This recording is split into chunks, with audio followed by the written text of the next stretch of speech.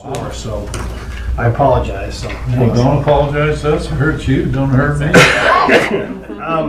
well, thank you for having us.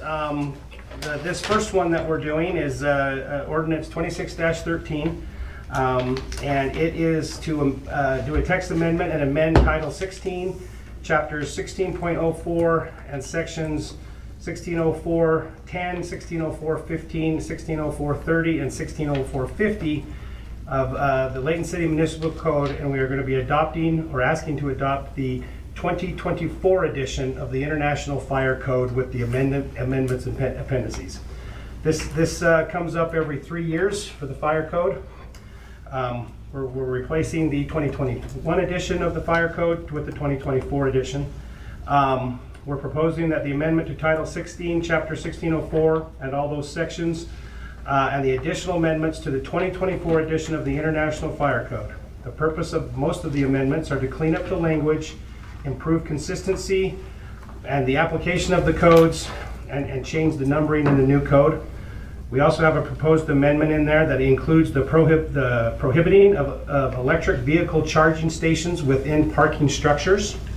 The electric vehicle charging stations and parking structures presents a risk to life and property, primarily due to the potential for intense, hard to extinguish lithium-ion battery fires, which are exacerbated by the enclosed, often poorly ventilated, difficult for fire personnel to access. The low ceiling and densely packed nature of those structures makes it very difficult for us to get into. There have been, we're recommending that we add that to our fire code. We have 2 occupancies in town right now that already have them, that they will not be required to remove them. But we want to try to get moving forward to keep those charging stations out from underneath those parking So structures. a parking structure is something that goes up, or is it a parking lot? Parking structure is something that's Okay. above it. So we have residential living above that. Okay. So we have Layton Station right now, and where theirs is fairly accessible. It's not too bad. Well, then we have across the street at Case Crossing, and one of theirs is accessible. The other one's a little tough to get to, but they're working with us. And then we have the new one over by the mall that is the same owner as Case Crossing. But we're trying to get it in there now to just take them right out from those things. So you don't have to mess with trying to fix it. The idea is so you can't put it in there, period. Yes, so we can't put it in there, period. The electric vehicles are popular. A lot of people have them. There is a lot of data out there of that. Once one of those cars goes into thermal runaway, you can't put it out. You have to let it burn itself out. You pull it out in the middle of somewhere and just keep it from lighting other things on fire. They're not the same as a normal car fire. If it's just the car, that's great. The battery thing stays intact. We feel that it presents an additional risk to the residents that are living above that if that happens. Sure. There's a lot of safeguards that are in those parking structures with sprinklers, water, the doors, 2-hour separations. But if somebody goes to find why the fire alarm's going off and they open the stairway door and they charge that stairway full of smoke, we got ourselves a problem. So that's so that we had a video for you, but we've been advised we probably better not show it just because we don't know what the ads on the side of the YouTube might come up as. But there's some pretty impressive video on EV car fires inside garages from around. So you recommend we go look the video on our... If you want to, yeah. This is for commercial, or not commercial, but Non-residential, but excuse me, that's not the right way to put it. It's Multifamily. multifamily dwellings. So if someone lives in to your point, I think the Tesla Model Y is the best-selling car in the whole country. So we have lots of people who are buying electric cars, and many of them live in multi-level housing.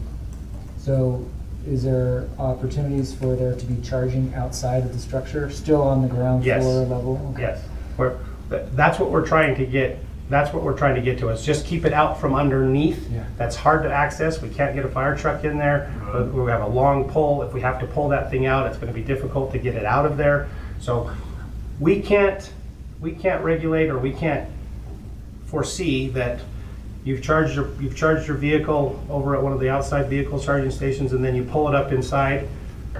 Is it possible that it's still going to be a problem? Sure, but we're trying to mitigate Yeah. that extra point of them actually plugging it in underneath to do that. Putting them in a different spot is not right by the structure. Correct. Because I've seen, I was actually noticed it I was in Las Vegas a couple of weeks ago, and I was at a supercharger station, which was, there was this multifamily place, and we were all here, and they didn't have any charging next to the building. Even the residents were required, they had another lot where the residents were off campus. They were still able to walk to their apartments, but it was, to your point, it was just outside of the structure, which allows them to be able to charge their cars at their residence, which is what we want, but we don't have the potential for fire risk for the people who live in. The word is getting out, the research is a little slow.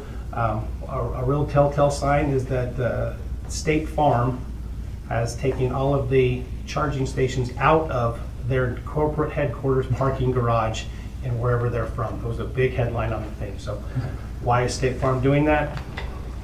Because they'll pay for one car, they don't want to pay for 40 underneath that parking garage. And you're worried in the lithium aspect of it. What about the heater? Like you plug in your truck for the winter? The lithium ion batteries are the ones that go absolutely, Yeah, I know. they go crazy. Yeah. But regular diesel cars or combustion engine Yeah. cars, we can put those out. Well, how, you can't get a fire engine in there? No, but we would fight the fire the same way. We would pull from the outside, we would get in there and we could extinguish it. Okay. But if The these, lithium you but can't. if the lithium ion batteries go into thermal runaway, the best we can do is cool it and do our best to remove it and try to get it Try out to from get it underneath out. there, and then get it to where it's just gonna do what it's gonna do. But there's documented things of going for Yeah. days, and even putting it out and then taking it to a auto body shop, and then it's starting back up. So we just want it out from underneath where everybody lives. I got told yesterday at a lunch not to pound my screw gun, the battery, don't use that as a hammer. And I said, well, and all I do is move boards because they're not lined up right. He says, Dave, that's lithium, they can blow up. Yeah. Oh, But no. one of the things on the video we were going to show you has a guy at a gym that drops the weight on his phone, and you kind of see his face like, I can't believe I just did that. And then all of a sudden he throws the phone because it just heated up in his hand, and it starts a fire there. So staff is recommending that we. Oh, sorry. I just had a couple questions. Okay. So what are other municipalities doing? Are they doing the same thing? They're in the state? What's the, we tend to lead out on things. We're trying to lead out on this one. We don't know of anybody else. I don't know of anybody else in the state that's doing it. We're trying to lead out on this because we've got one under construction, and there's how many units do we have over at Layton Station? For the sleepy, 156. 156 people at least that can live there, and so we're trying to lead out on that. The next question, did we invest in some blankets? Did we talk about that? So we have, A while ago. so that is part of the ordinance that we have. Well, it's not part of the ordinance. We've suggested that the people that have those add the blankets. Layton Station has a blanket in there. We've purchased 2 blankets. They will snuff the fire out, but there's also been some new research on that has shown that the gases will get trapped underneath that blanket, and they can be very dangerous. So it's a tool for us to try to get it snuffed out and pull it out. Layton Station has 2, one blanket that's just off to the side, so that we could do that. So yes, we do have those. Great. Have you talked to the builder who's doing the new construction? Do they know about these concerns, and is there a way for them to not put their charging station underneath? We're working with him right now to try to get the ones over here at Case Crossing. It's the same builder. It's the same builder that's doing both of them. We're trying to get the ones at Case Crossing. One isn't bad, but the one that's on the second level, that we're trying to get with him. Our building department is working with him, and then with the plan over here, they're already planned for in there, but we're trying to get him to move them out. But we can't make him move them out. And he's been very good to work with. He's a good partner to the city, so we're hopeful. Okay. He did mention to Paul Bauer, our building official, that this will cause him problems as a landlord, because his residents want to be able to charge where they want to charge. But I don't think people think that they you know. Yeah. Well, you gotta realize what it can do, not Right. what. Right. And, you know, as we were discussing this internally, Mr. Jensen brought up a very good point. We wouldn't allow a gas tank underneath there, and you'd be able to fill your car with fuel. Right. Good point.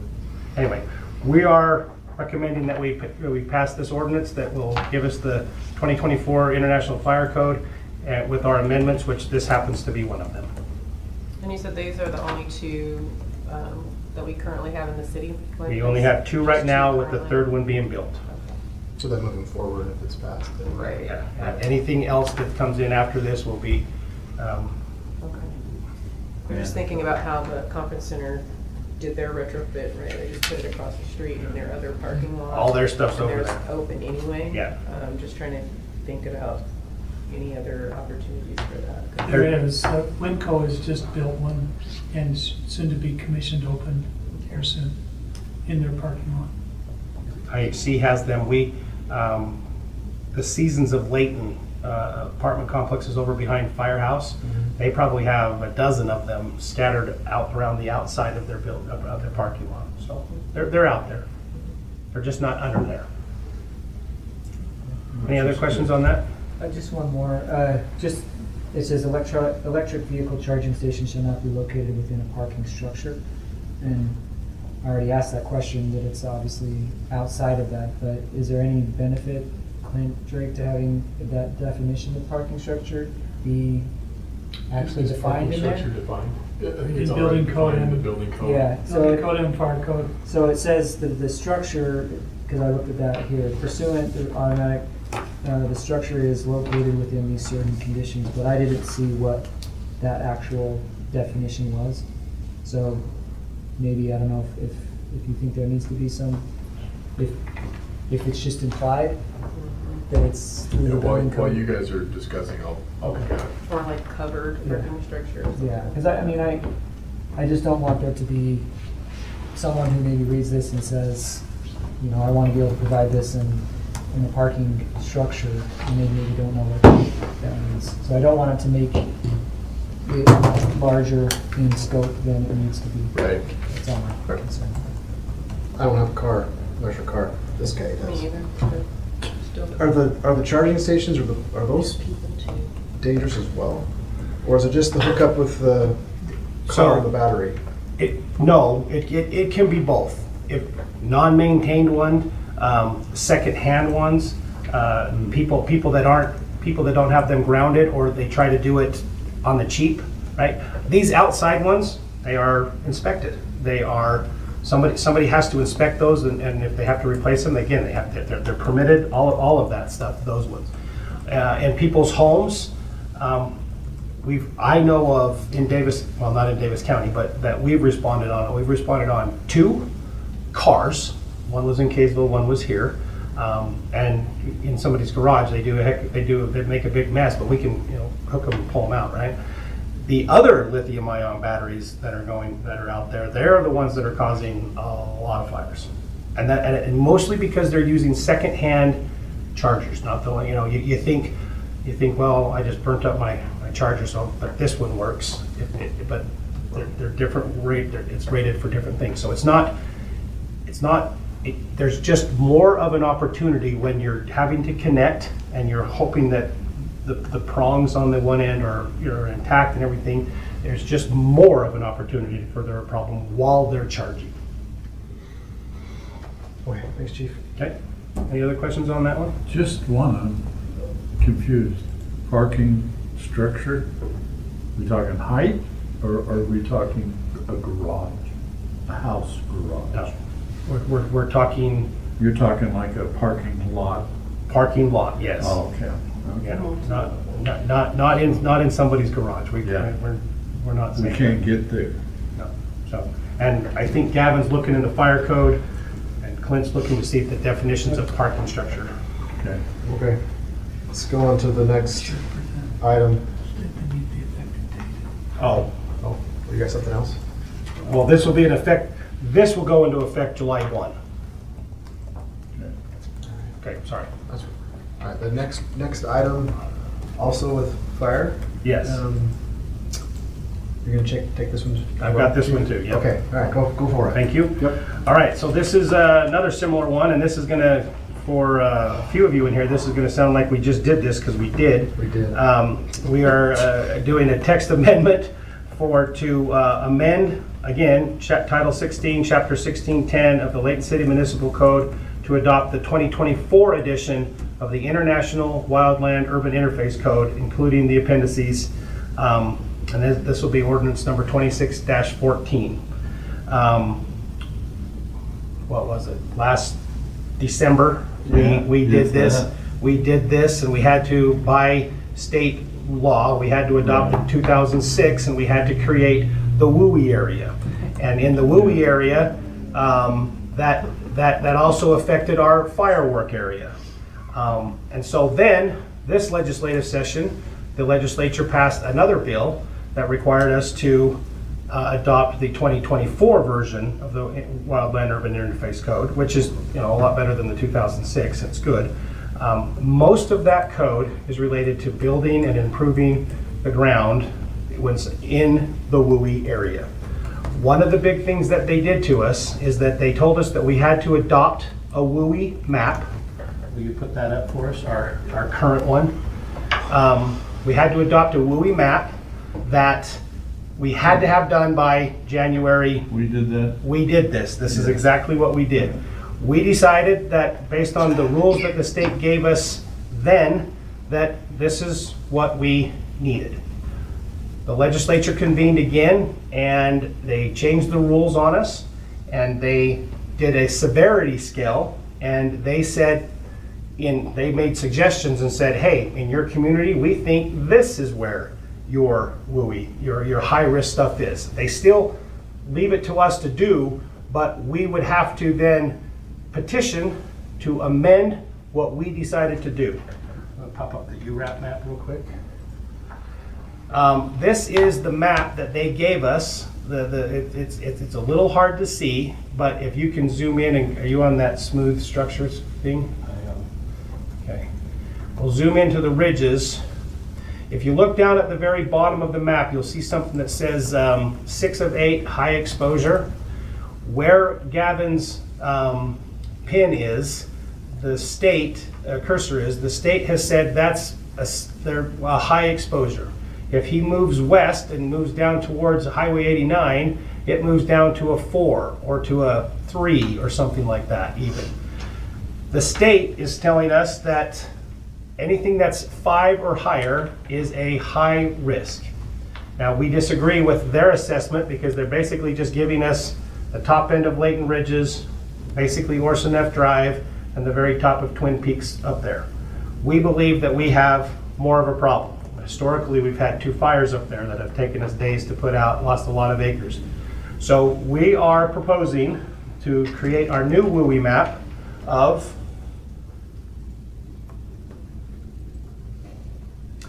back to everything east of Highway 89. And everything west of Highway 89, the state has called that into a 4 or a 3. And we feel very comfortable leaving this as our wildland urban interface area. Like I mentioned before, the state law requires that anywhere that there's anywhere that we designate in the city is the WUI, the wildland urban interface. That is also a no firework zone. Okay, so our firework map would go back to what we've historically had as everything east of Highway 89 is no fireworks, no open burning, not that, yeah, that's the old one. And everything west of Highway 89 to Fairfield and all that orange up there is going to be the no aerials. Back to what we've had historically for the last 15, 16 years-ish, something like that. We feel like we have very good compliance with the fireworks because people know, they understand what this is. And so instead of us trying to change and, have to enforce small little fingers going down Sunset Drive or small little fingers going down Case Creek where you can light them, but you can't because you live we just decided to go back to this. It's more defined. We're comfortable doing it. It doesn't change any help that we get from the state. If we have a fire down below like we did last year off the Case Creek Trail and we call in state resources, they're coming. And because we participate in the CWS and the CWPP, we bring in big heavy tankers, they're gonna help us pay for it. And so it doesn't change anything. So this is our recommendation, to do everything east of Highway 89 as our wildland urban interface, which then takes our firework map back to this. I have two questions. Go. What's the little square down there? Unincorporated. That's unincorporated county just above the temple. It's not our way, no. It's not our land, we can't do anything about it. Nope, that might be the turkey sheds too, I think. If it burns. Yeah, I'm sure. We'll go, but we can't enforce our fireworks there. So somebody could sit there and shoot off fireworks. Don't get any ideas, Councilman. The county has I these don't, too, though, I'm right? not allowed to touch. What's The that? county has, The county is no fireworks total. yeah, so they They- can't they- do they it. can't. Oh, okay. They can't, but you gotta get a deputy to go up there and take care of that. Okay. So, when did we did this before, when was that effective, the last time we made? this January 1st of 2026. change? This year. And when we did that, it was because we wanted to participate in the WUI where the state would pay for, et cetera, et cetera. To be considered to be a partner with the state on the Cooperative wildfire system. cooperative wildfire system, we had to adopt the 2006 and we had to designate WUI zones, which is what we did in December. But now, We still have to do that. but we're able to do that and still go back to what we had before. Yes, because we're still we're still participating. We are still designating that section of ground as the WUI, so we've met that statute, and that's the only thing we have to do to meet the statute or the rules to get into work with the CWS and the CWPP.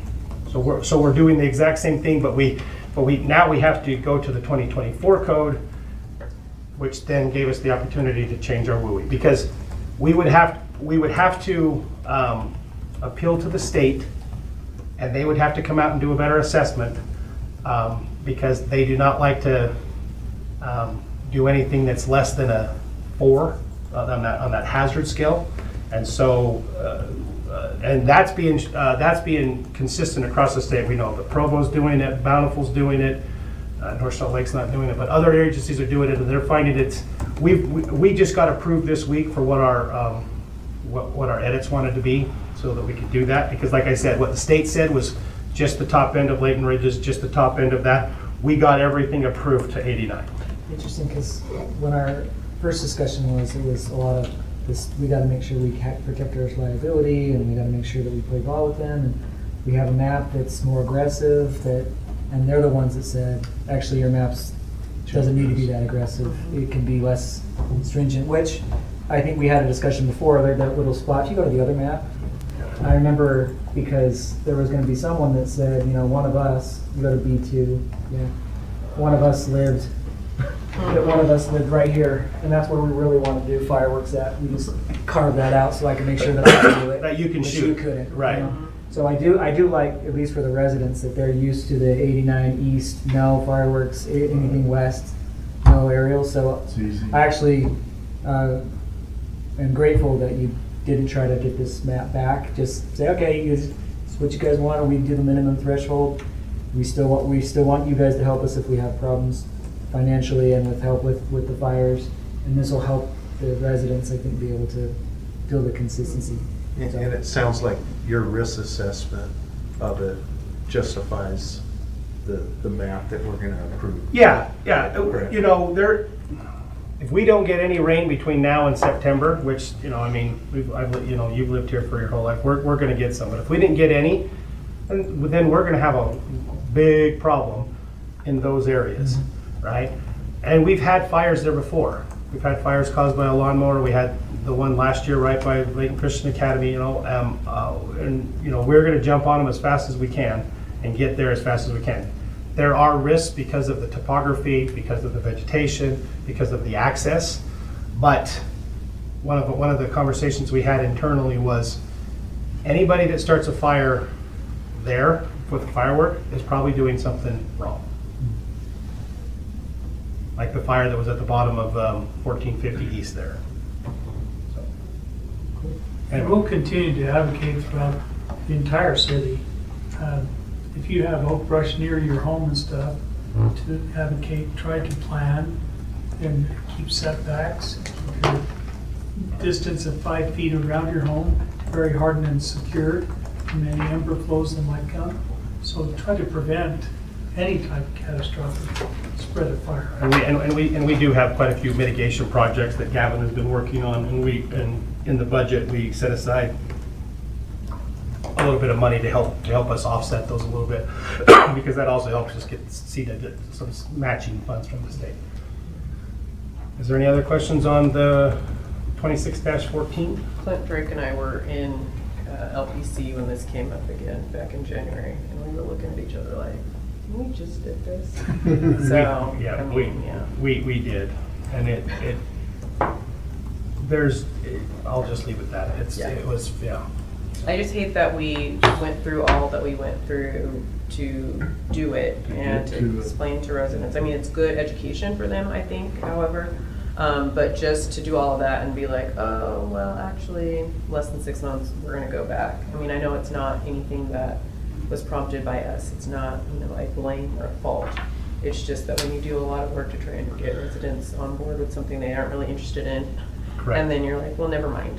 Yeah. At least we haven't had a July 4th or 24th. Exactly, Yeah. right, so it only Which, affected that New was, Year's. it only affected New Year's, and Yeah, and maybe Chinese New Year. our new map will be the same as what we've done in the past, where we've got that, our IT guys and GIS guys are working to make that interactive, so when they pop it up on the city website, they can type in their address, and it'll pin them, and they can say, no aerials, or no, whatever else. So that map, that same map, the same type of map will be available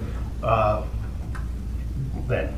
Also at the fireworks cell sites will be the map.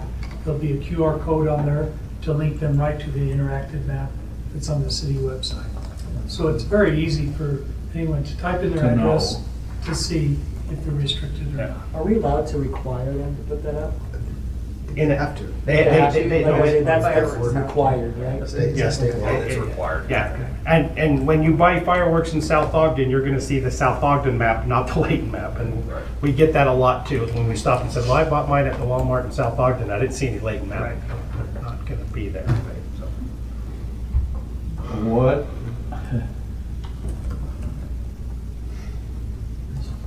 What in heaven's name is gonna stop tomorrow as far as changing? I mean, is this done for a while? Because in, what are we at, 5 months they changed it? This was definitely pushed. I know that's not you guys. Right, it was definitely pushed by the state legislature, Right. and they'll convene again in January, and who. So you could. I We already mean, have another map, so we're Okay. good.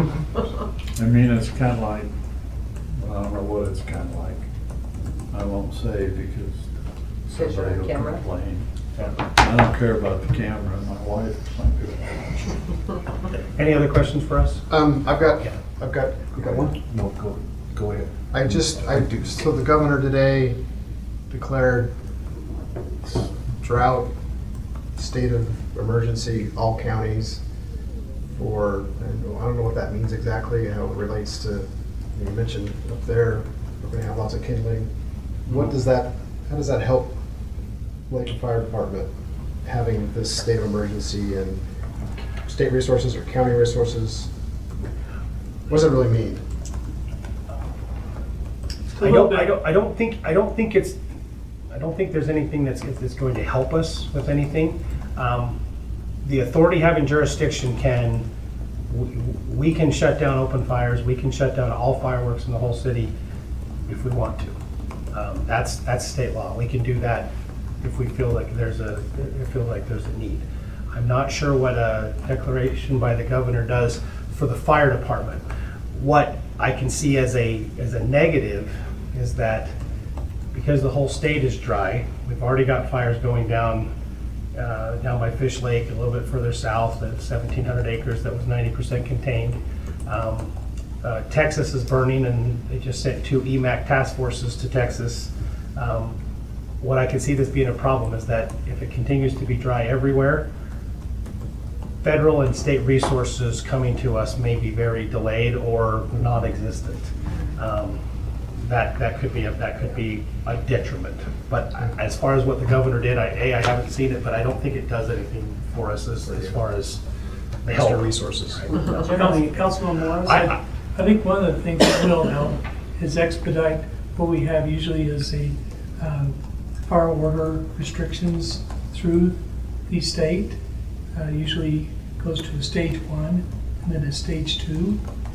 That could escalate that faster, which would help also support local fire chiefs to provide restrictions in their locale. If that makes sense. No, those fire restrictions would be for state lands, and then the county fire warden can come out and put their thing out, but it's anything inside the borders of us would be the decision that we make. I had a similar question, Clint, just that oftentimes I think when states declare, a state of emergency, it's so they can get federal funding. Yeah. So I think the question was if the state has declared that, if that somehow flows to the Yeah. local jurisdiction. I think when if we had a natural disaster, that's how the federal funds come down, is that we then declare one, which then the state then recognizes, then the state declares one, which then the feds will recognize, and that's how that money trickles this way.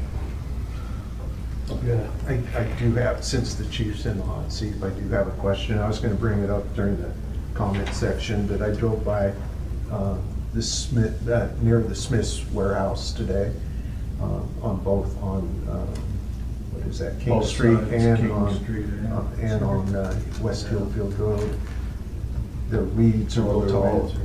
So I was gonna mention that to Alex, but since you're on the hot seat, I believe, and correct me if I'm wrong, city code only requires that property owners do the edges. I've burned enough fields in my time. If that field does catch on fire, that's gonna be a big problem. So is it something that we could look at the code and say vacant land, and basically I'm asking your guys' opinion, that whole vacant piece of property needs to be mowed and maintained in a condition to reduce fire risk. Your opinion? If it's the one I'm talking about, you've got the tracks on the east, and then Hillfield Road on the one side.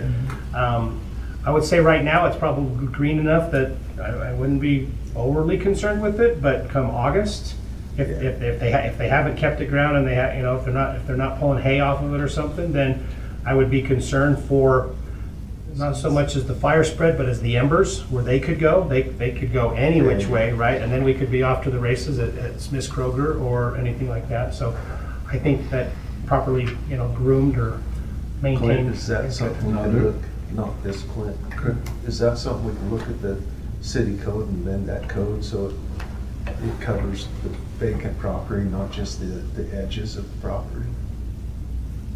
Yeah.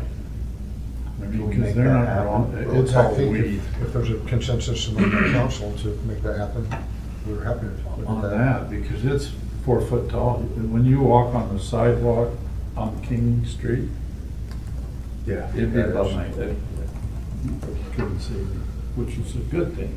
Do we, You can ask if we have a consensus. I was wondering if you can, if someone complains, like we're complaining, of code enforcement, or you could just talk to the property owner and say, what you got here, Yeah. that's just kindling. It could light up and I think without right- having yeah, I to, would say right now, that's probably code enforcement, but it's not something that we can't stop by and say hello to, but I imagine I think there's a big building project about ready to just.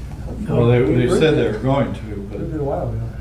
that was 2 years. The current proposal for Kroger is they wanted to enhance their access, and so there'll be that Right. ground disturbance, hopefully in not too distant future here. But anyway, yeah, I think that'd be a good thing to discuss. And there's more than bring. just that vacant piece of Yeah. property. If it's being actively grazed, I can understand that, but if it's not being maintained at all, Not I at think, I think the whole property needs to be maintained, not just the Yeah. edges around the And they're not even doing the roadways. edges. Yeah. So, They have to, they get reminded of this every year. yeah. Enforcement thing. So from the staff in the past, there's been logic to what you're talking about, Mike. And I think that it's not a negative, but I think the issue would be, how do you define, so you can apply it consistently. That is kind of a unique one to a degree because of the proximity of the homes and because of the scale of it and the proximity of their own structures. So staff is not against that. My question was just, if there's a consensus in the majority, obviously, then we're happy to look at that. I mean, if we ask them, I mean, are they, you know, that's just my, like- ask them and say, hey, they seem to be good neighbors. Well, I'm not You just know. saying just Smiths, I'm saying to try to cover it. No, I understand All what you're vacant saying, land, but it's Smith's is the maintained. worst I've seen in Layton. You know, I mean, both fields are, you know, and it's not like corn or something growing wild, it's just flat weeds and. Yeah, generally, again, we have, I'm not aware of this year, but generally we have this discussion every year. Every summer. And the encouragement, I've asked the same question several times, is why aren't we cutting the whole thing? But the ordinance, the way that it's written, allows them, any business, if they choose to meet the minimum, which is the 10 feet around the edges. Basically, I'm asking, hey, let's expand minimum. Yeah. We understand that and respect that. Our ordinance doesn't accommodate that, except through the volunteer nature of the business. But The reason I'd like to see the ordinance changed, then it's clear, that it doesn't give any wiggle room to a property owner, that you need to maintain your property. I'm all for it. I don't know what we're looking for here, but you know, 10 feet, that to me doesn't mean anything. I'm sorry, I'm not a fireman. You know, I'm sure it's better than no feet, but it's still not gonna matter. I understand the concern. I probably wouldn't, at least at this point, be in favor of changing it unless we had some sort of reason that the fire department's coming to us.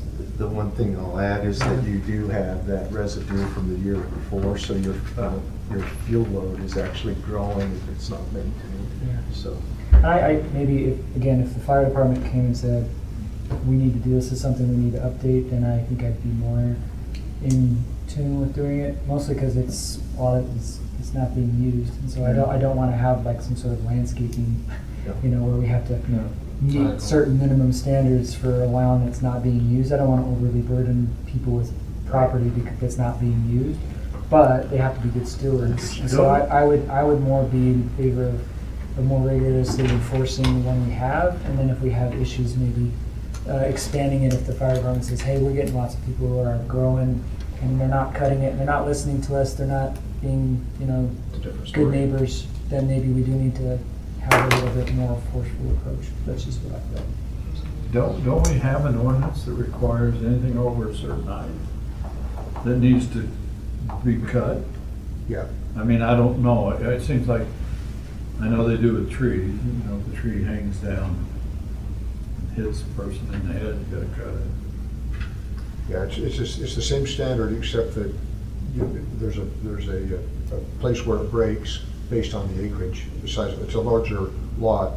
If you have 20 acres, then what the ordinance says is that you just have to take where it abuts against some kind of a structure that could burn. Oh, You only have to cut 10 feet on every side. That's what Mike's talking about. right. So it has to come down, but I've seen that at Ron Layton's property, they cut a swath. it's all based on an acreage standard. But Yeah, we can, do some looks and talk about it internally in terms of about what we think some of the sites may be that would be, if there's an interest in doing that. I would be interested in seeing how many sites that would be. To Zach's point, I think absolutely we are concerned about, fire safety. But at the same time, if this is something that we're saying we need to do this, but even your assessment when the question was asked was that, it's okay right now type of thing. And I just think that if we don't need to create an ordinance or modify an ordinance to make that happen, I'd rather see code enforcement just go out and talk to them. That said, I know code enforcement I know they have a lot to do. And so that's the other thing. If we do change the ordinance, we already know how strapped code enforcement is now. So then we change the ordinance. Does that mean that they're more strapped and they're not able to actually get to, the things that need to be done? So I just think we need to be aware of those things. And I'm actually thinking of the wrong piece. You guys are saying King Street. It's the piece that's Actually, there's both of yeah, them. both of, right? That's The type of fuels that are in there are, they look heavy. We would consider them light. If we had something like this that was full of cedar or Well, yeah. scrub oak or something else and surrounded on both sides without a good fire break, then I would be a little bit more concerned about that. And we have, but Well, at least have them cut it, they're not, how high does it have to be before you're supposed to cut it? 18 inches. Well, this is 48, easy. So, just to say, cut a fire break in or Okay. whatever. Let's Okay, Move on. move on. I will say, Yep. if you Sorry. want, I did a little research on your request, but I'm not sure exactly what you want, Councilmember Bloxham, but I've got a potential definition Structure. for you that would work. And I've got two of them for you. One of them just contemplates strictly multifamily, which is what we've talked about here. As I was doing it, I realized that I couldn't think of any within the city, but you could have an office building or something like that with parking underneath where you've got a large amount of people assembled above. So I'll read them both Business to you. park going out west or something like Yeah. that. So, Yeah, So- anything that you have, it's just says this is what this is. so let me give you both of them. You guys can tell me what feels better. And then, of course, you guys chime in if you have any concerns. For the purposes of this section 611, so we're just going to limit it to that section. The term parking structure shall mean any parking garage or carport that is attached to a multifamily residential building and has dwelling units or other habitable space directly above any portion of the parking area. And then if you wanted to expand it a little bit more, it would be same thing for the purposes of this section. Parking structure means any parking garage or carport that is attached to a building in a manner that the occupied space, including dwelling units, tenant spaces, offices, and assembly areas, is located directly above any portion of the parking area. You guys contemplating businesses as well? Right. It can. So Right. that number 2 You like the suggested be better. For me, number 2 is better because even if this is even in a business, and usually those businesses are occupied by people that are going to be able to get themselves out, the same thing would apply. Somebody just needs to go down the wrong stairwell to get to their car and pop a door, and now we're off to the races with toxic smoke racing the stairwell. So I like number 2. Continue to use it as a. I do too, yeah. Just Because if we do it's get a gotta business be park or something like that, yes. consistent. Yeah. And I don't have an electric vehicle, but I see them more in business parks and whatnot. And we have some that may be coming, so. I'm fine with 2. 2 fine with me. Sorry, another question just popped up. So multi-family, where's the line for duplexes or? Well, he said carport. Yeah, or- So yeah, you got carport there that would. Yeah, it's encompassing. It's more of the, but it's, yeah, and The dwelling. carport is just, from research I saw, it's hard to imagine a carport with having no space above it, but Right. I can see somebody saying, no, that's a carport, Yeah. because it's open, Yeah. kind of like a carport that, yeah. But it's the dwelling space above it, so I Right. don't think that matters. If it was one unit above it, that'd be no different than a parking in your garage, in my opinion. Okay. Good. That would be, Okay, thank you. Yep, thank you, chief. good. Let's move on to our reports. Who would like to start us off? And just really quick, sorry, I'm interrupting. If I may, just, our municipal code defines multifamily as 3 or more families. Perfect. Okay.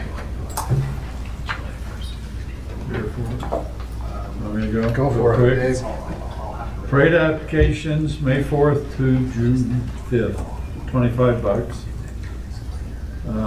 Probably depending on what you're doing. But $25 for them. Dave's here. Surf and swim, you want to ask a question? I was gonna ask Dave a question, is that right, in regard to the part? I'm Dave.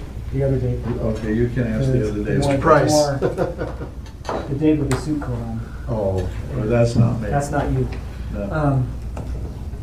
I think Bettina and I talked about this last year, and I don't know if it's been addressed, so Dave's just highlighted this.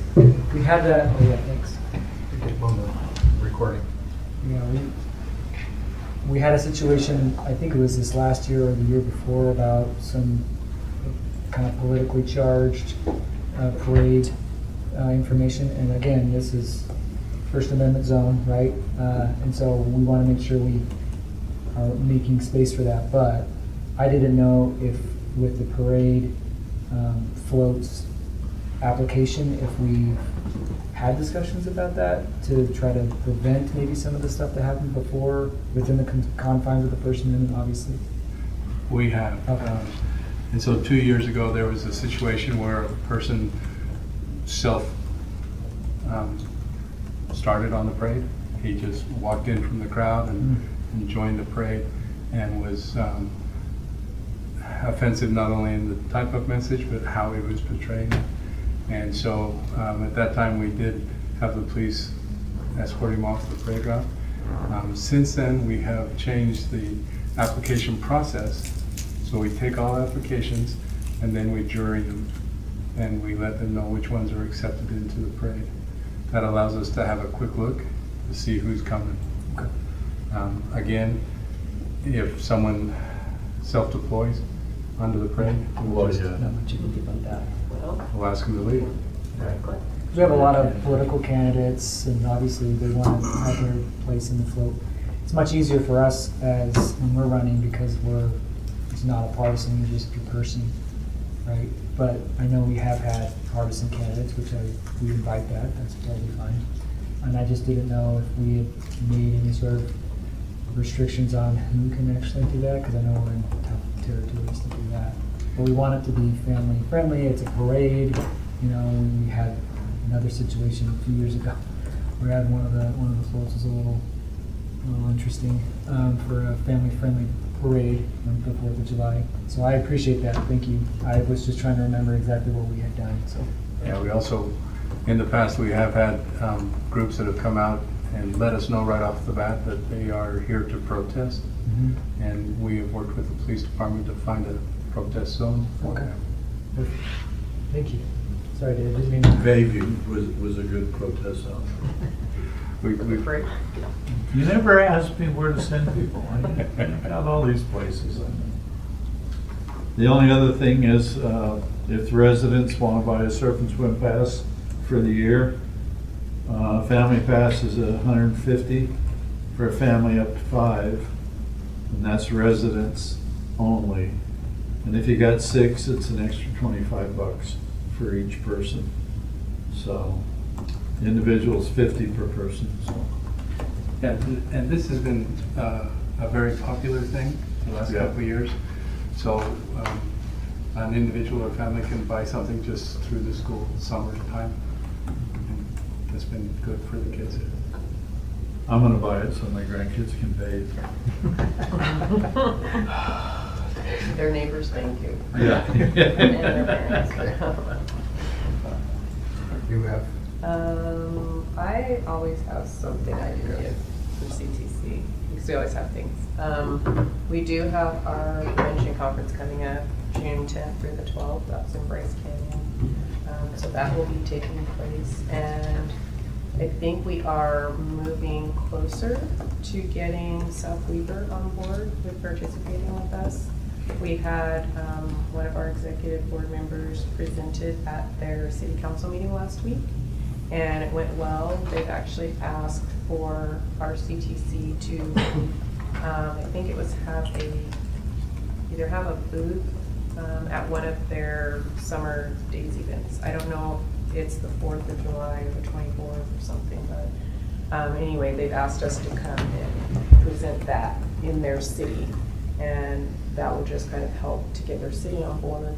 And why we care about this, for those who don't remember, is because the South Weaver kids go to Northridge, and our CTC dollars and programs support all of our high schools in Layton. And if we can get the South Weaver city folks on board, then that is resources that help to support what we're currently supporting on our own. And so that's looking favorable. That's all. Nothing from the UIA. Maybe do you want to, Clint and I have talked on the phone earlier today about a lot of the emails that we've received about the dog park. Yeah. Which I am grateful that we have them kind of coming to the table, the people who maybe are opposed to the dog park, just so we can have a more vigorous discussion. Because when we had the idea of the East Ridge Nature Park as the potential discussion point, it wasn't like we had decided or even we haven't had a debate or discussion about it. We just had the Parks and Rec experts give us some recommendations about where this thing might go. And now that we have kind of both sides of the community involved in the discussion, I think it will be very helpful. And so I think we're going to have probably many of them here today who oppose the park there that, again, we haven't decided on. It's just part of the fact-finding mission. But it's one of those things that, as Councilman Morris and I talked on the phone today, and just to share with you guys, do a good opportunity for us, either in that setting out there or sometime in a future meeting, to actually, hopefully the mayor can put it on the agenda for us to actually discuss it in an open meeting out there, so that we can actually talk about it instead of just kind of being on the receiving end of public comment after public comment, where we just kind of sit there and tell them thanks for sharing your insights, when we haven't really even talked about what our opinions are on the dog park and whether that's a good place for it to be. So I just think it's something that we need to have discussed sooner rather than later, instead of just having kind of being on the receiving end of a lot of public comment.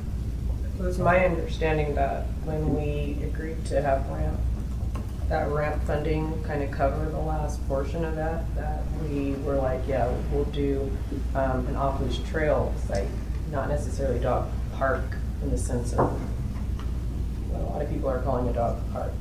But that was my understanding, and I do think that we need clarity and discussion about if that means that there's a portion of that off-leash that is for off-leash, or if it's the whole thing, if it's, there are times where folks can come with their dogs without leashes versus others. I think a lot of those details haven't been discussed at all. We've discussed this at length, but if you didn't remember that, that was a part of what we did, then I do think we definitely need to have more discussions about it so that it's understood by all of us what it is we're trying to do. And then I think those details need to be discussed and decided upon, really, because folks are on either end of this spectrum, and we just need to be able to have one answer for what that means. And the ramp project, that application was to your point, to finish the infrastructure, the amenities for the park, and whether we're going to have spots or not, the things that were on that list of benches and gazebos and well, the bathroom's already there, but Oh. dog stations for baggies and the water stations, those would be there anyway. That's, if it's gonna be a trail and we're gonna use it like we have in our other parks, that would be there anyway. And so, to My- your point, we've gotta figure, Yeah, I guess that my understanding with the ramp funding, and you can correct me if I'm wrong, Dave, is that we went forward the ramp funding to get the park finished, to get the nature park finished, and the idea of whether that was going to be, have a dog, off-leash dog component of it was still up for discussion. We left those meetings with a basic understanding that that was the direction we wanted to move forward, was that this nature area would be open to dogs off leash. If we've misunderstood that, then No. please. No, I don't think so. I just think that it was, and maybe other people can chime in as well. We were receiving a lot of discussions about it, and you guys did all the yeoman's work to get all that information to us. I guess, the way I stood it, and Clint, you could come in on this too. Our idea was that the park was obviously what we were funding, and the idea is if we needed to have that component of the dog park added as part of the park's finished look was something that we were going to discuss, and we really hadn't had a chance to discuss it. and in the part of the application of the project, it does mention that it's city council and mayor's priority, the dog amenity, whatever it looks like. What So- it looks like. But, yeah, Yeah. what it looks like, we don't know what it looks like. Yeah, and to your point, a lot of the programming that will occur in this area, we have not brought those details to you. And so some of that, those finer details, we can still discuss. But again, the funding is in place to finish the park. And unless we misunderstood to move in this direction. But of course, we're always up to your direction. So that means we need to put it on an agenda We- item, because I think we're still thinking about it in whatever ways we're thinking about it. I'm thinking of it as there's an off-leash element in this, because that's what we discussed. But maybe Zach's not thinking that, and I don't know. So I think we need to still have that discussion, and we will likely hear tonight about why. Yeah, it would be, With all the emails that we've all received today, I was gonna reach out to Dave and Joellen and say, okay, brief me on where we're at, because Yeah. now I'm hearing, Yeah. Same you thing. guys heard different stuff, Right. it sounds like, so. And I think another portion of this is that people who really want the dog park, those residents, and then we've listened to them and we're trying to be responsive to them, right? Ironically, a lot of their discussion has been, we want this to be more of a social place, which is why a lot of the folks who have come have said, we know that this idea of this park being, that's not what we wanted. We wanted something that was different, you know? And we're trying to meet them in the middle, and now we have a group of residents who are saying, well, we don't want this nature park for the reasons that they all mentioned. This doesn't meet our criteria too. And so I think the idea is hopefully we can get it on an agenda item where we can actually decide, you know, is this the spot for it? Or is it something, or is this another place that we need it to be? Because I want to have those discussions. Well, we need to. yeah, we could do that too. Awesome. Okay, thanks, Dave. Thank you. Yeah. Okay, I attended Open Doors board meeting yesterday morning. They've moved into their new facility. They had their board meeting there, really nice facility, nursery, everything's right there, really good. They should close on the transaction to sell the Clearfield property this, by August. Did they own that then? Yeah, that one they own. They actually made the last payment last month on that property. So they're just gonna take the funds that they received to pay, put towards the note on the new facility. The Layton facility is for sale. And then the other highlight item I thought I'd mention, it looks like the transfer of their food bank to, South Bountiful Food Bank. Yeah, it's the Bountiful Pantry. That should be done in place by Christmas is what they're shooting for, so then they won't, Open Doors won't really have a portion or interest in the food bank, and they'll take that. It'll be gone, it'll go to That'll be all Yeah, absorbed we'll by them. transition to the Yeah. Bountiful Food Pantry, which they're actively looking for another distribution center up here. And ironically, I ran into the gal today and I gave her a lead on a food warehouse for Layton, so we'll see. if they can transfer. Open Doors? No, the Bountiful Food No, Pantry. that's a moving door. I'm sorry. I lost it. She I didn't know. say where, what the location was. Oh, no, that one was too small. They've already looked at, because that was initially on the table and they're going now. Yeah, The too. existing one on 193 is way too small for what they want They to need do. more storage space, so Yeah. that's all. That's good. Thank you, Mike. I've just got one item, and then turn the time over to the mayor. Mayor, we've gone through, we had all the discussions, the text amendments, and so I've just got one last item. I think the ramp commission continues to meet, and they are working on recommendations for the ordinance, some changes. Looking at, Yeah, so to the actual ordinance, they're also still working on updates to the application process to try to make it even easier than it has been, and so taking it serious once again. I think they'll bring it to us, and then it's gonna be up to us to figure out what we wanna do and our ideas as well. I just don't want, I mean, they're gonna come with a recommendation, but it's up to us. And you know, they've been having some discussions that got into policy type issues that's not not their lane. And so it'd be good for us to jump in after these recommendations show up and help out. If we need to, it could come back and say, yeah, this is exactly what we want, go for it. Sure. But we may have, But we have to do that. We have to say that's okay. yeah. So I have one more that I forgot to bring up. This is probably to staff and Alex.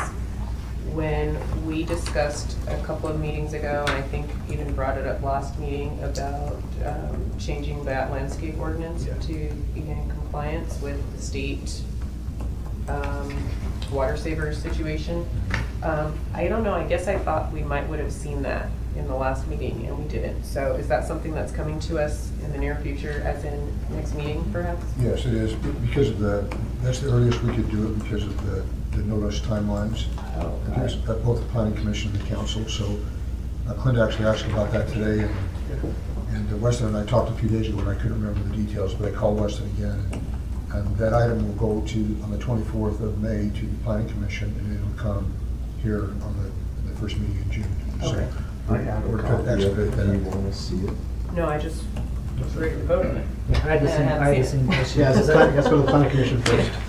That makes sense, So because the it notice seemed like it requirements of was the a planning Yeah, that commission, makes sense. it's staggered, that we were hopeful. pretty easy. I think we just kept moving as fast as we could, but Okay. thank you for asking about that, that's good. It's a priority. Maybe I'll just say one thing to like Dave and you guys. Sometimes when we get like the head nods, you know, sometimes that can mean head nods don't mean a lot, right? And so you guys did not do anything wrong. I'm not trying to say that you guys took the direction the wrong way. Sometimes I can say head nod, you guys are going the right direction.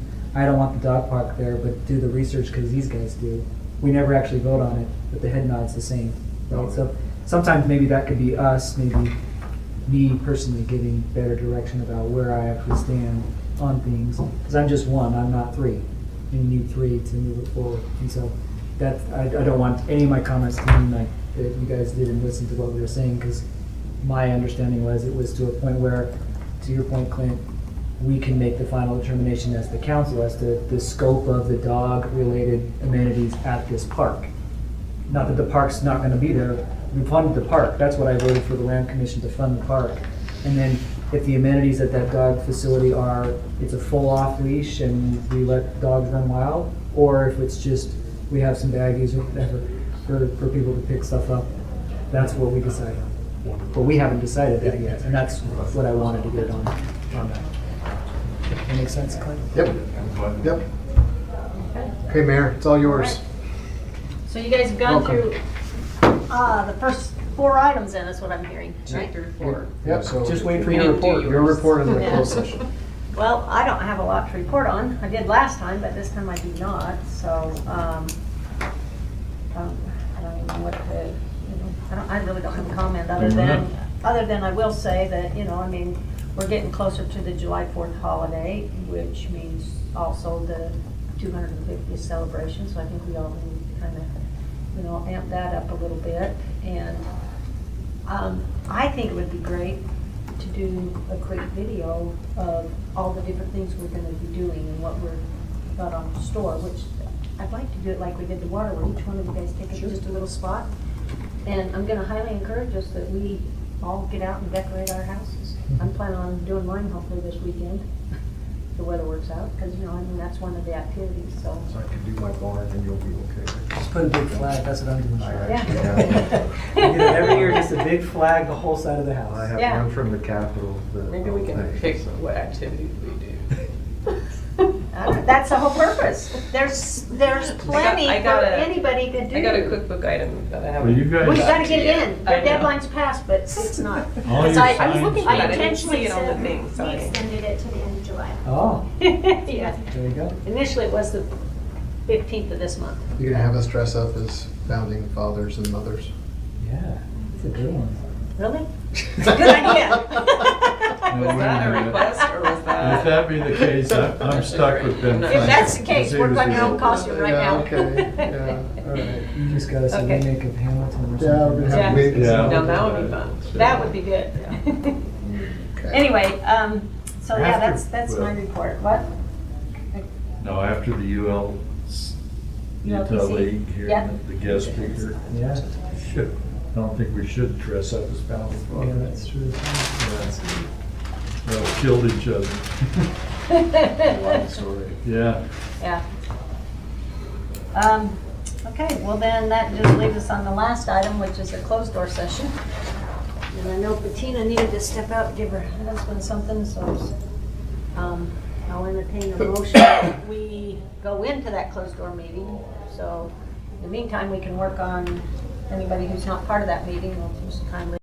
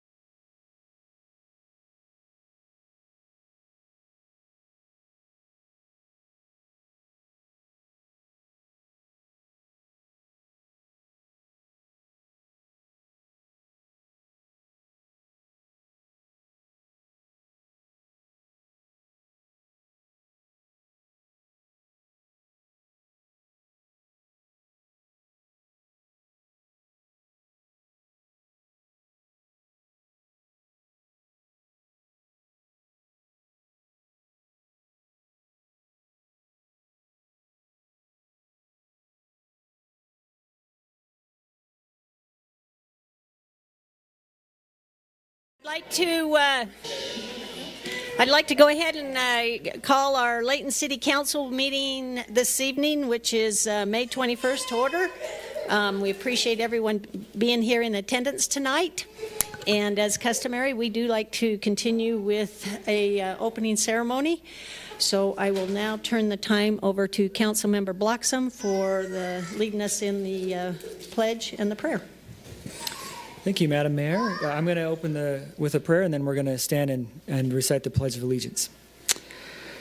Our Heavenly Father, we're grateful for our many blessings. We're grateful to meet together as a community to be able to discuss the issues that affect our city and its residents. We're grateful for the freedoms that we enjoy.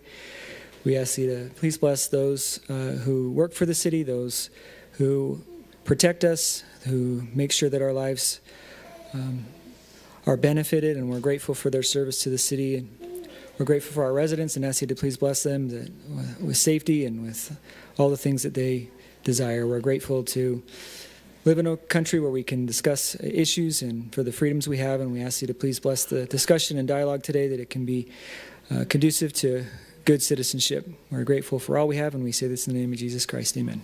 Amen.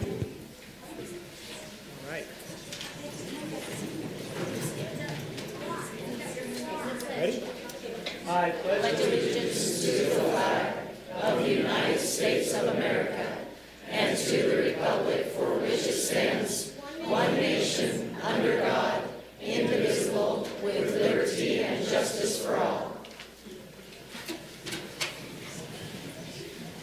Okay, thank you, Councilman Bloxham. I'd like to acknowledge a special guest we have sitting up here on the stand with us tonight. As many of you know, we have an active youth council, and I've got with me Mr. Jack Groves, who is part of our youth council. So, Jack, would you want to take a moment and tell us a little bit about yourself? I'm going to have you come forward and speak in the mic so people can hear you. I'm Jack Groves. I'm a council member, and I joined just because I love watching all the things happen in the government. And right now we're taking a little break for the summer, and we'll continue meetings in June.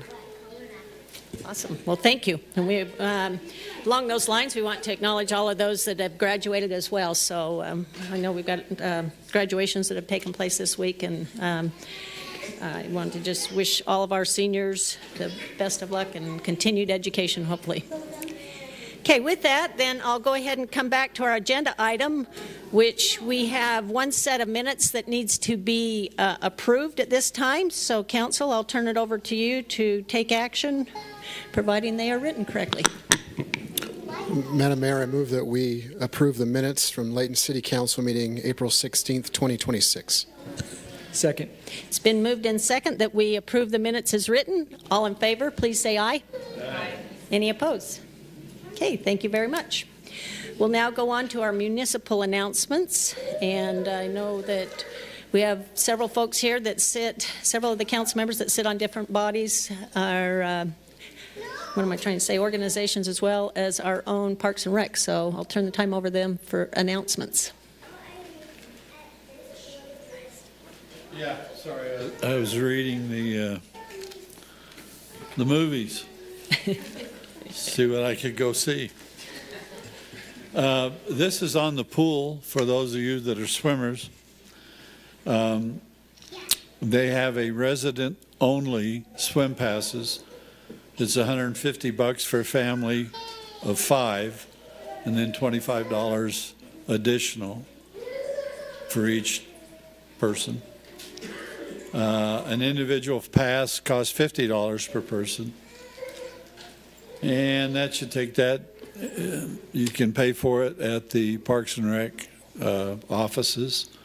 Also, if any of you are desirous to build floats for July 4th or walk or whatever, applications are due by June 5th. And what they do is they take all the applications, adjudicate them, and then call you back and say, yeah, go for it. So that's how that'll happen. It'll cost you $25 to get it processed. That's what I got. Okay. Thank you. Thank you, Mayor. Anyone else? Councilman Smith Edmondson? Thank you. I just have a reminder from the last meeting. We have a Layton Communities That Care, and this is our local prevention program for youth. And we also have adults, and we have a community board. And this board puts on programs and services to help prevent youth from substance use, drug use, and suicide.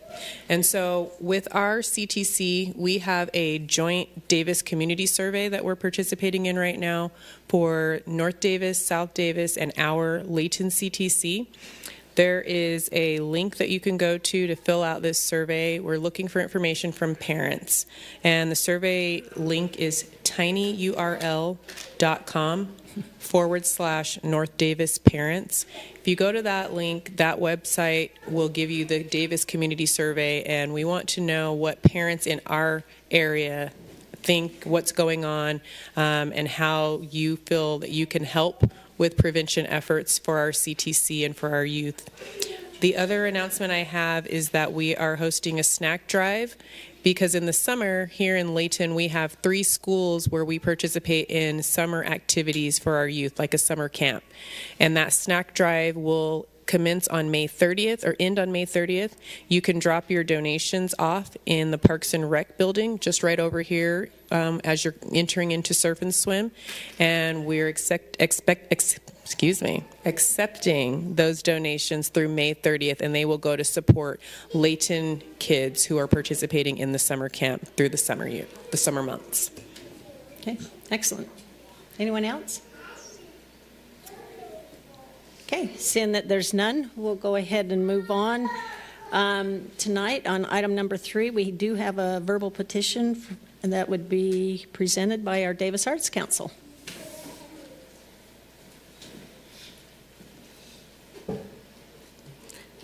Good evening, Mayor and Council members. Lisa Zamora, Davis Arts Council Executive Director, Layton, Utah. On behalf of the Davis Arts Council, or DAC, I would like to briefly update you on this summer's programming at the Ed Kenley Centennial Amphitheater and thank Layton City for its continued partnership. Our Summer Nights with the Stars concert series has now been fully announced, and tickets are on sale at davisarts.org. Community response has been good, with the Marshall Tucker Band nearly sold out. We encourage residents to purchase tickets soon while seats are still available. Our Layton City Ramp-supported Free Friday Films series begins May 29th with Wicked for Good. Other featured films this season include K-pop Demon Hunters, National Treasure, Tron Ares, and the live-action version of Lilo and Stitch. These Friday night films are designed to give residents an easy and affordable way to start their weekends together in Layton. Excuse me. Each event will feature themed activations, including trick-or-treating and costumes at The Nightmare Before Christmas, and children's book giveaways during Paddington and How to Train Your Dragon. We are also hosting the Heritage Museum of Layton, Davis County Libraries, Layton City Parks and Recreation, and others this season to help patrons connect with additional amenities and resources in our community.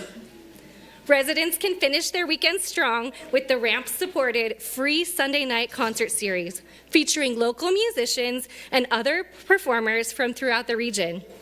This year's series will also include 2 America 250 community events, including a special Flag Day event featuring USO-inspired entertainers, America's Sweethearts, and patriotic giveaways.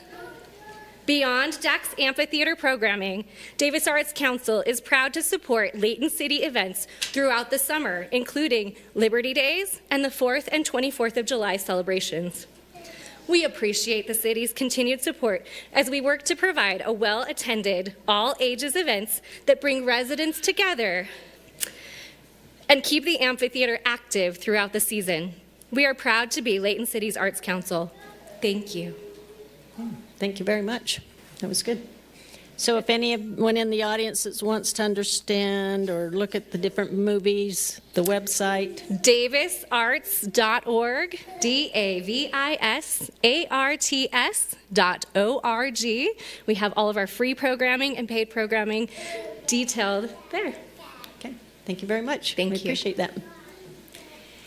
Okay. Our next item on the agenda is our citizens' comment portion, but before I open that up, I do know that I want to acknowledge the fact that we have received several emails in the last week, and just by a show of hands, how many people are here to speak in regards to a dog park? Very good. Okay, I hope you can appreciate this, but that's basically the majority of the folks here. So what I would like to do is go ahead and exercise a personal privilege here and adjust our schedule so that we go ahead and take care of our business items first, and then we'll come back to our citizens' comments so that we allow enough time for you folks to go ahead and express your feelings in that. So if you wouldn't mind, I'd like to go ahead and go on to item number 5 then, which is our consent items. And just for the record, on our consent items, we have 3 items listed this evening, and all 3 items, once they are presented, then we can actually vote on them in one single action as a governing body. So at this time, I'd like to go ahead and turn the time over to Chief Alan Swanson to go ahead and talk about an interlocal agreement between Layton City, Clearfield, Davis County, a whole bunch of us, basically. So. Thank you, Madam Mayor, Council. Thanks for having me. Resolution 26-7 pertains to a proposed interlocal agreement between Layton City, Clearfield City, and Davis County in order for the 3 entities to share program funds under the Justice Assistance Grant known as the JAG Grant. Layton City, Clearfield City, and Davis County have submitted a joint application for this grant in the amount of $29,207. Layton City completed the grant application and will administer the grant for all 3 agencies. Layton City has administered several of these joint applications for Davis County area and is familiar with the procedures required by the Department of Justice. And this grant does require this interlocal agreement regarding the distribution and use of these federal funds. Just to give you the amounts, Layton City, it's in a direct award. So Layton City gets $16,736, which we plan on using for modular training walls, with your permission. Clearfield's portion is $9,551, which they're going to use for a surveillance camera. And then the Davis County Attorney's Office gets $2,920, and they want to use it for computer equipment.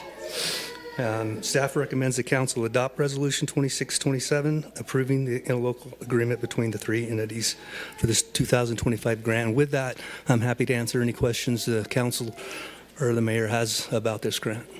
Okay, any questions?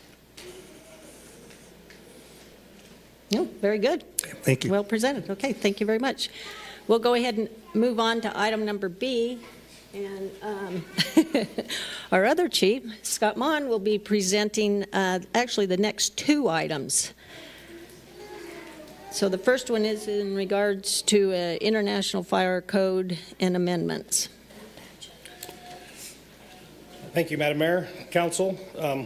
I can't decide if I want my glasses or not, so I'll try it without for a second. The first one is Ordinance 26-13, which is a text amendment to amend our Layton City Code, Title 16, Chapter 1604, Sections 010, 015, and 030. The city has maintained a fire department for the purpose of protecting life and property within Layton City from fires and other dangers. The city has previously adopted and utilized the 2021 edition of the International Fire Code with its amendments. The fire department is proposing an amendment to Title 16, Chapter 1604, to amend the Layton City Municipal Code and additional amendments to the 2024 edition of the International Fire Code. The proposed amendments are meant to clean up the language, improve consistency and of the application of the codes, and change the numbering of the new code.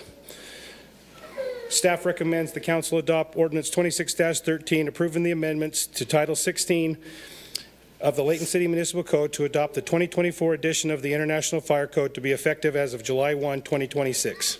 I'm happy to answer any questions the council or the mayor may have. Any questions, council?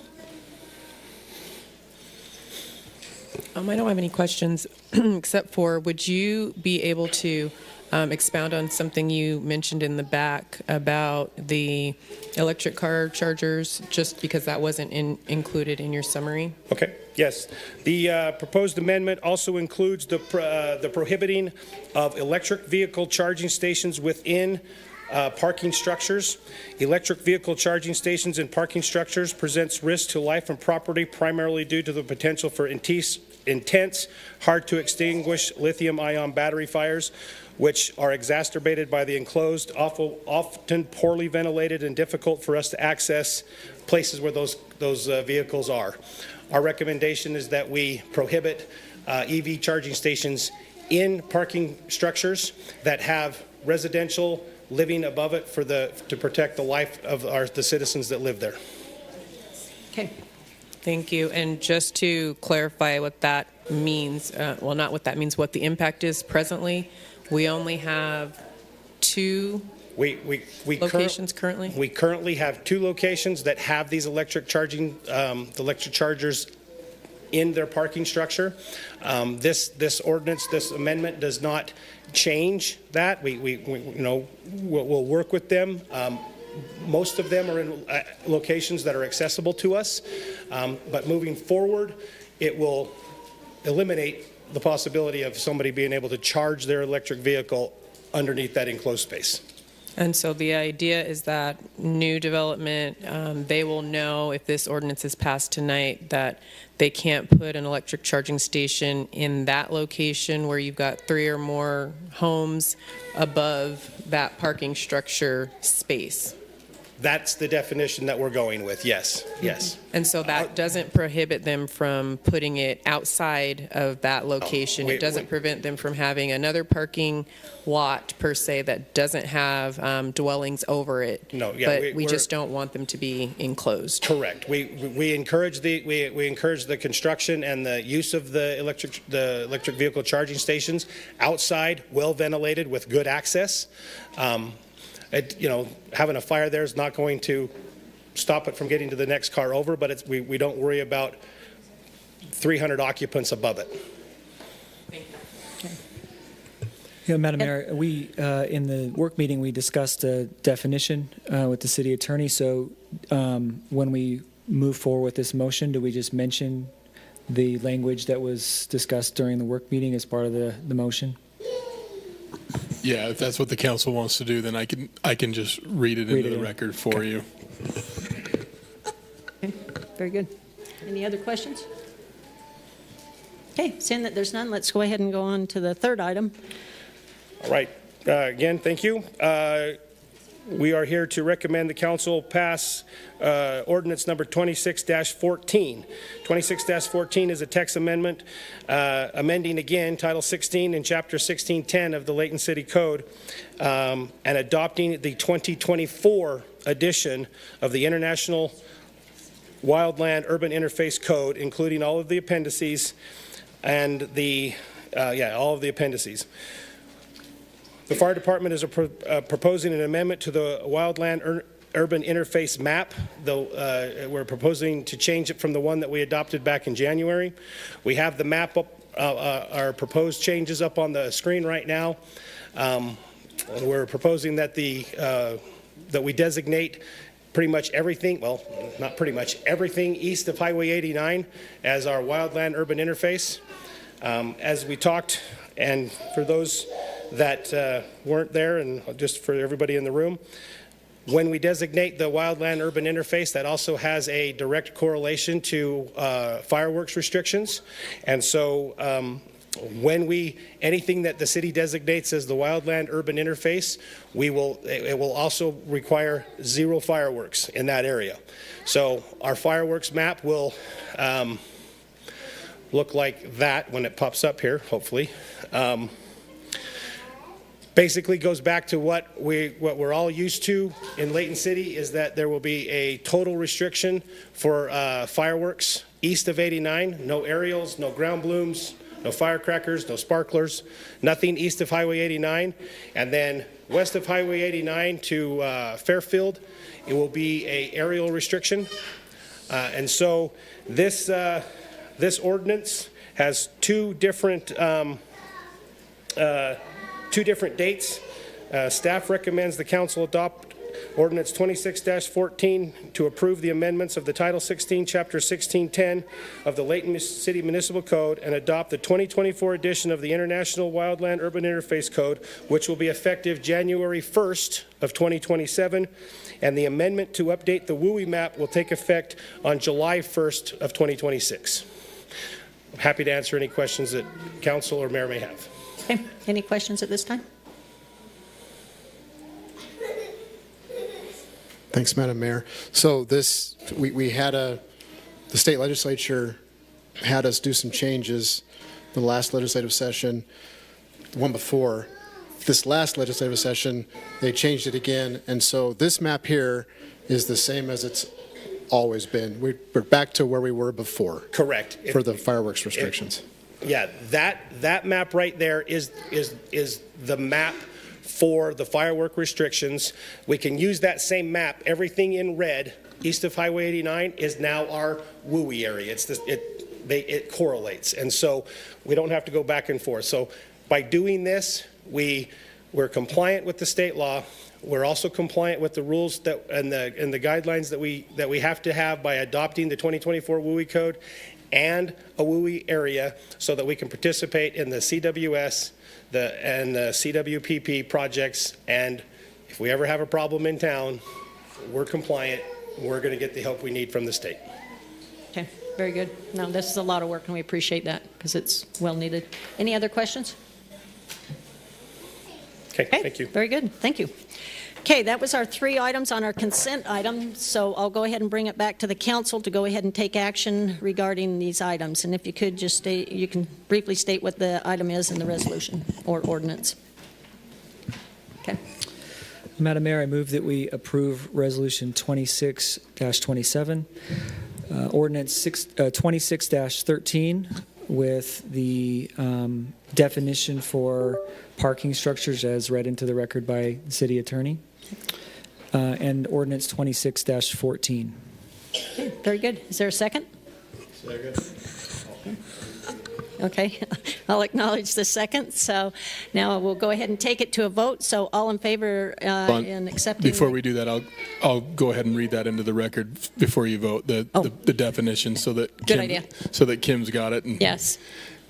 So it'll be, for the purposes of this section 611, parking structure shall mean any parking garage or carport that is attached to or integrated with a building in a manner that the occupied space, including dwelling units, tenant spaces, offices, assembly areas, or similar use, is located directly above any portion of the parking area. Okay. Thank you. We'll now bring it back around for a vote. So I've had a motion and it's second. So all in favor, please say aye. Aye. Any opposed? Okay, thank you very much. It passes unanimously.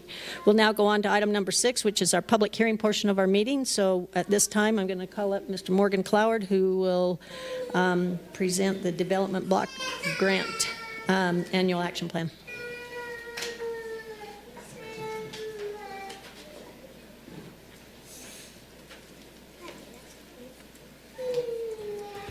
Evening, Mayor and Council. The Layton City Community Development Block Grant Annual Action Plan. This covers program year July 1st, 2026 through June 30th, 2027. The plan outlines how the city allocates allotment of CDBG funds from HUD. This next slide shows the proposed activities that we would like to fund for the upcoming program year. If you're familiar with the current program year, the funding amount on this is nearly identical. It's only about $5,000 less for the upcoming program year. We have administration and planning, home buyer assistance, that's our down payment assistance program, critical home repair and rehab, that's our partnership with Habitat for Humanity. And we have a fair amount set aside for that just because currently there's a critical need for home repairs and rehab within the city limits. And HUD's mission is to provide decent housing.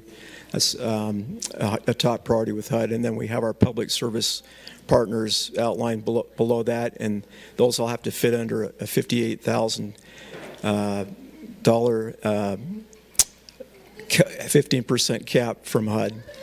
So there's a limitation on the funding for that. So that's what we have proposed. That's what's been presented to our Community Development Block Grant Committee. And then if that looks acceptable to the council, the staff recommends the council adopts Resolution 2621, adopting the annual action plan for upcoming program year 2026 and 2027. Are there any questions about that? Okay, council, any additional questions you have here? Okay, seeing that there's none, then I'll go ahead and entertain a motion to open up our public hearing. Madam Mayor, I move that we open the public hearing. Okay, thank you. I'll now open it up for public comment, so anyone who wishes to speak regarding this one item on the community block grant, more than welcome to. If you could, just come up to the mic and state your name. And yeah, so, yeah, we're just on the our last official business item.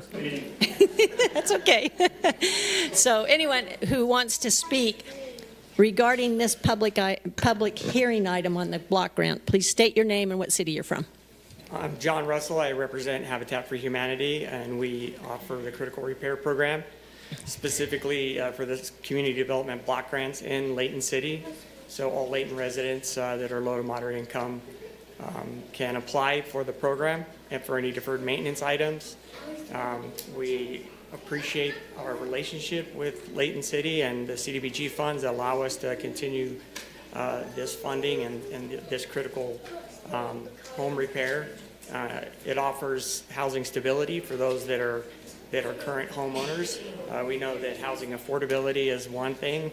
Housing stability is another that we need to address. So we just wanted to stand before you guys and appreciate your time and we appreciate Morgan and all that he puts into that. Thank you. Okay, thank you very much. Appreciate that. Okay. Me again, just kidding. Emily Hilstead, representing Safe Harbor Crisis Center here in Layton, Utah. And this is Mona Benson. I oversee our housing and shelter services at Safe Harbor. Excellent. And we just wanted to be here and not only thank Morgan, but all of you guys for helping this critical service needed in Davis County and in Layton, Utah. Our partnership with this city is phenomenal, as you guys well are aware. And to anyone who doesn't know, Safe Harbor Crisis Center is the only domestic violence and sexual assault center in Davis County. So we are the only center of our kind here in this county. So we do appreciate the partnership that we have with you guys. Thank you. Thank you all. Housing funding is hard to come by, so we really, really appreciate the partnership and the support of the city. Okay, thank you very much.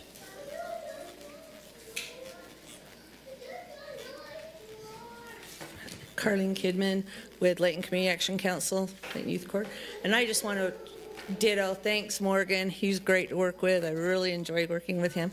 And thanks Mayor, City Council, Attorney's Office, and Alex, everyone. Because without your support, we couldn't run our youth court. And we have been really, really busy. And hopefully keeping kids out of trouble and going further in the juvenile justice services. So thank you again. Thanks for your support. Thank you for all your time. Okay, anyone else? Okay, seeing that there's no other comments then, I'll go ahead and bring it back to the council to take action on our public hearing item. Included in your motion, we need to close our public hearing. I'll make the motion to close public hearing. Okay. And, okay. And I also make the motion to approve the Community Development Block Grant Annual Action Plan for 2026-2027, Resolution 26-21. Perfect. Do I have a second? Okay, it's been moved in second that we approve the community block grant. Being that this is a public hearing, I will go ahead and do a roll call vote. So I'll start with Council Member Morris. Aye. Okay, Councilmember Kalendianis. Aye. Councilman Smith Edmondson. Aye. Councilmember Thomas. Aye. And Councilmember Bloxham. Aye. Okay, Thank you very much. That is unanimous regarding our public hearing item. So now we'll go ahead and move to our item number 4, which is the consent item.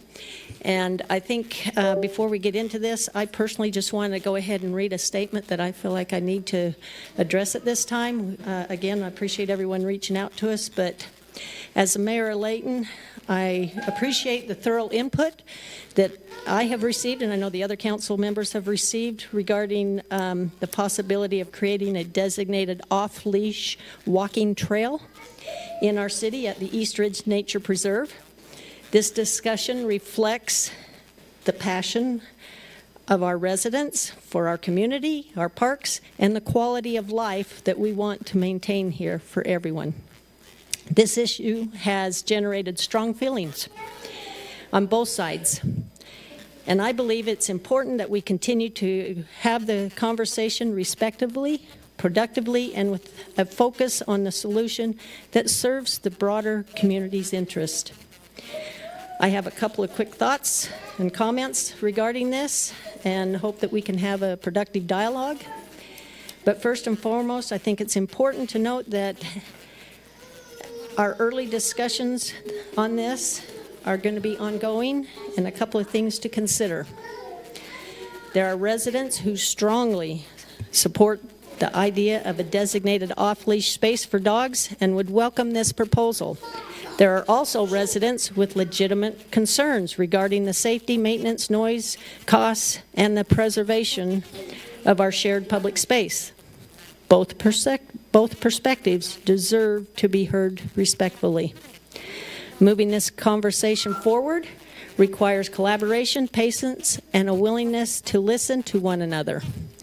Rather than approaching the issue as a divided, opposing sides, we should consider the practical solution and the balance that supports our recreational opportunities with responsible planning. So with that, I hope you guys would understand that, that Layton is a community that values thoughtful discussion, respectful civil engagement. I appreciate the residents who have participated in this process so far, and we want to approach this conversation with mutual respect, with the focus of a solution, and we put ourselves in the best position to make the right decision benefiting our community as a whole. It's not easy to sit up here on this dais to make these decisions, but I have full respect for the elected body that we have, and I can honestly tell you they do consider all sides. So with that, I'll go ahead and turn the time over to our citizens for comments. And I need to add one more thing, sorry. You're okay. You get to be first. So typically, just so you guys all know, we do like to keep the comments to, within 3 minutes. However, if you do have a spokesman for the greater good, then certainly you're welcome to, we will entertain a longer period of time for that, providing you guys let us know that. Otherwise, I would say, respect the process and know that if the topic's already been said or covered, we don't need to hear it 20 times, okay? But again, we want to show our respect for our citizens. So, sir, you're up. I would just ask that you allow me before my speech of 3 minutes because I represent dozens, if not hundreds of other households that were not able to be here tonight, to just make one question and one observation. So those that are in opposition to this motion by the city to have an off-leash area in the East Ridge Park, would you please stand up? Thank you. Okay, so with that, are you guys all willing? You said that you are planning on representing hundreds. There of those that are not here. There is dozens more households along Case Creek, up off of Cherry Lane, in and around East and West Layton that use these areas and are planning to that were not able to be here. And I represent them, but there are others who would like to speak on behalf of this. I was going to say, we want to respect those that are in attendance here tonight. So with that, It looks like you have several pages, so hopefully you're not going to read them. This is a handout for Okay, you. all right, that's fine. I'll go ahead and allow a few additional minutes here, but again, just be respectful of one another and understand that. Sure. And also, just so you know, we don't really appreciate it when you get a lot of, hey, rally behind me, shout outs or anything like that. I understand what you just did just now, but just know that isn't the proper decorum here. So Sure, thank you. and I apologize if that was not appropriate. We just It's wanted okay. to show a silent majority of those who are here for this, and that's as far as we hope to take it. Okay. Mayor, before we start, can I just say one thing that might Absolutely. be helpful for the public? Just so everybody's aware, there's a Utah law that requires anything that a city council to have open discussion about to be noticed. Yes. So our council really can't, by law, have discussions tonight about this. They will agenda this and have a future discussion at some point. This is just to listen. So don't be frustrated because they're not going to openly discuss this, because in order to comply with the law, they need to put that on an agenda, publicly notice it. So sometimes people, when they don't know that, get frustrated. So just letting you guys know. Thank you for that clarification. That's why we have the attorney on the staff. So thank you very much. But before you get going, I do need you to state your name. Yeah, a full name? Your prerogative. First and last name. First and last name, okay. Landon Bickley. Okay. So here's my thoughts. Good evening, Mayor and members of the City Council. My name is Landon, as you know now. I grew up on the Case Creek Gully. I went to East Layton Elementary, Central Davis, and Layton High. My pride in this city runs so deep that I recently moved my family back from Ogden to build our forever home in Layton. I wanted my children to have the exact same childhood I had, exploring the creek, discovering nature, and feeling safe in their own backyard. When we heard a nature park was coming, we were thrilled, and for others to come enjoy as well. But the current proposal for an unfenced off-leash area directly conflicts with what I believe the city stands for. In an effort to create an inclusive space, this design accidentally excludes everyone else. Let's be honest, an open concept off-leash space is not a multi-use space, it is a dog park. Once the leashes come off, families, the elderly, and children are effectively pushed out. Once the leashes come off, true multi-use ends. This design doesn't include families, it displaces them, which is why every city around us has found a suitable solution to this. A dog park in a central area on a main road, limiting disruption in residential neighborhoods. Is it at all concerning to anyone that we are modeling our city after the only other city on the Wasatch Front to do this? This is a massive safety concern for any vulnerable population who wants to use this area. It is not dog bites alone that are the main issue in areas of such, but also high-speed collisions. This isn't just about my neighborhood, this is about the integrity of one of Layton's finest natural ecosystems. We chose this area because of the wildlife. My children watch the deer and foxes that call this gully home. Introducing a high concentration of free-roaming apex predators will permanently drive the wildlife out, destroying the very magic that makes the area special. Governmental immunity protects the city from personal injury lawsuits, as you know. However, it will not protect from the State Division of Water Quality or Davis County Health Department when Case Creek or Hobbs Reservoir test positive for fecal coliform bacteria. Precedent and case for that is 2023 in Salt Lake City at Rotary Glen Recreation Area. In Salt Lake City's official public lands master plan, off-leash dog issues and uncollected dog waste consistently rank as the #1 most frequent complaint and point of conflict across urban parks and natural areas. I am not anti-dog. In fact, I hope to be here as an advocate for others that are here to propose a dog park in this space. I want our community dogs to have a place to play, but location is everything. I urge the council to look at alternative sites, such as the underutilized second tier of Andy Adams Park behind the tennis courts. It's an area already designated for active recreation, not a delicate natural gully. I've also included in my handout 5 other possible alternatives for your consideration below. These are found from the Davis County Public Lands Record, and I apologize for obviously my unknowing of what those might be used for. They just seem to fit the bill for how other cities have used land in accordance with what's being requested here. Every community member I've spoken to shares these exact same fears. So I ask you tonight with all respect, and this is rhetorical of course, What is it going to take for you to reconsider this location? If you need a formal petition signed by a certain amount of people, tell me tonight, and I will bring it to the next meeting, come hell or high water. Excuse me for the language. If you need us to collaborate on alternative site studies, we are ready.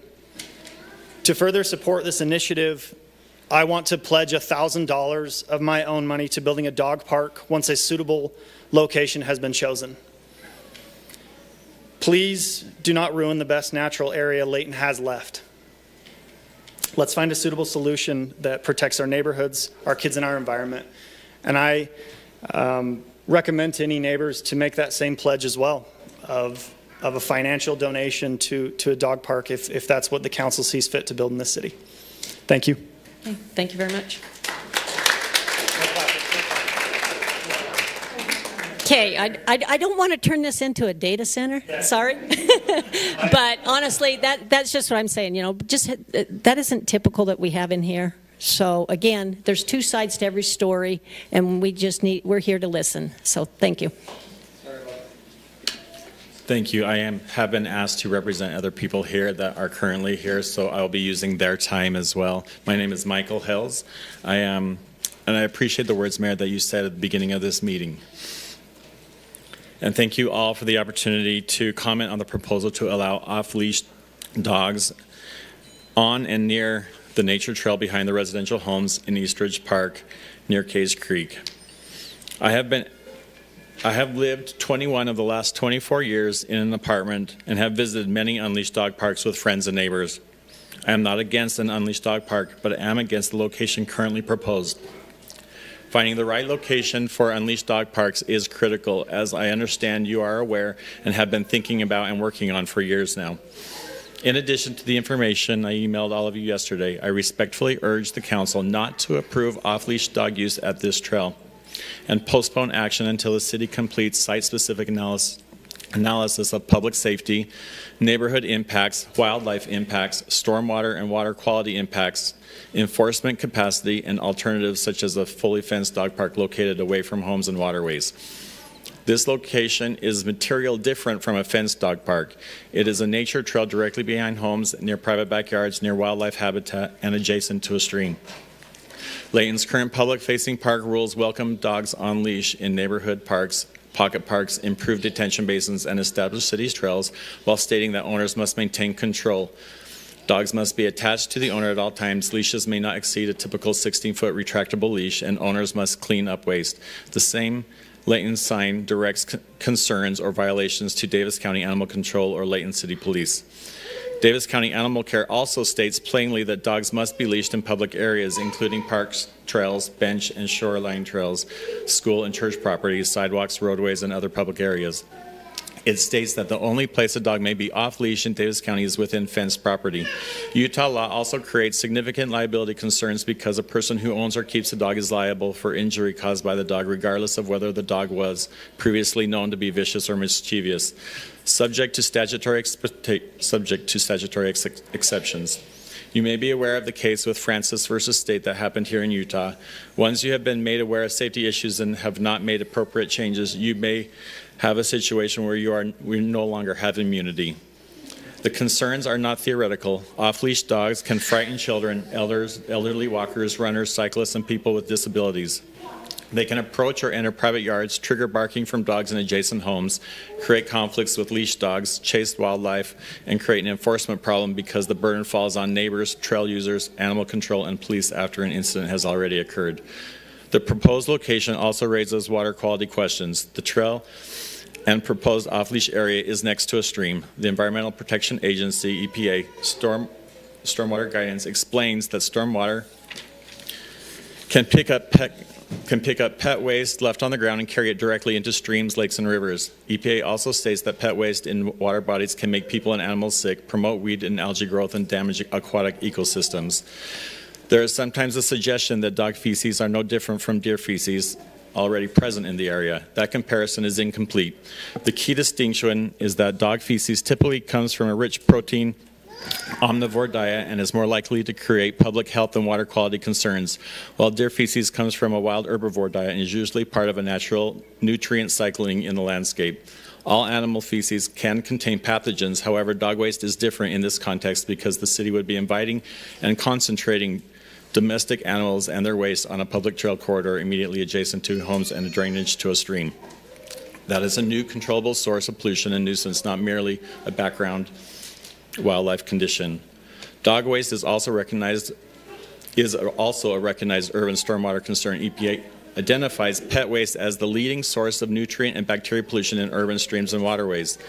The American Veterinary Medical Association notes that common intestinal parasites in dogs include roundworms, hookworms, whipworms, tapeworms, coccidia, and giardia, and that some can infect people. CDC explains that giardia germs are found in the feces of infected people or animals and can spread through contaminated water surfaces, food, or objects. For these reasons, I ask the council to preserve the current leash requirement for this trail and not convert a neighborhood trail, nature trail into an off-leash dog area. If Layton wants to provide off-leash opportunities, the safer and more responsible approach is a purpose-built fenced managed dog park with adequate setbacks from homes and streams, separate areas for large and small dogs, double-gated entrances, waste stations, signage, maintenance funding, drainage controls, and enforceable hours and rules. At a minimum, before any approval, I respectfully request that the city require a written water quality and stormwater review addressing fecal bacteria, nutrients, parasites, basin overflow, and stream discharge, a neighborhood impact review for homes bordering the trail, including barking, trespass, privacy, odor, waste, parking, and noise, a public safety and enforcement plan including who responds to off-leash violations, bites, dog fights, wildlife harassment, and waste complaints. A wildlife and habitat review. 4 is a wildlife and habitat review. 5, a comparison of alternatives, including fenced-off leashed facilities away from homes and waterways. The issue is not whether dogs are valued members of our community. They are. The issue is whether this specific site behind homes along a nature trail next to a stream where feces and urine runoff directly runs into a natural stream is the appropriate place to invite off-leash use. I respectfully submit that it is not. Please keep the trail on leash and evaluate the fenced purpose-built off-leash facility away from homes and waterways. If the council proceeds anyway, I am requesting a written environmental review, setbacks, fencing, waste stations, maintenance funding, and water quality monitoring, enforceable rules, and a sunset trail provision. I appreciate your time and your consideration. Okay, thank you. Good evening. First, my name is Shari Wade, and I am here to oppose the proposed dog park within our nature area behind our homes. First of all, I want to make clear, I am a dog owner, and I love my dog. A few years ago, however, we did watch our dog get attacked by an off-leash dog.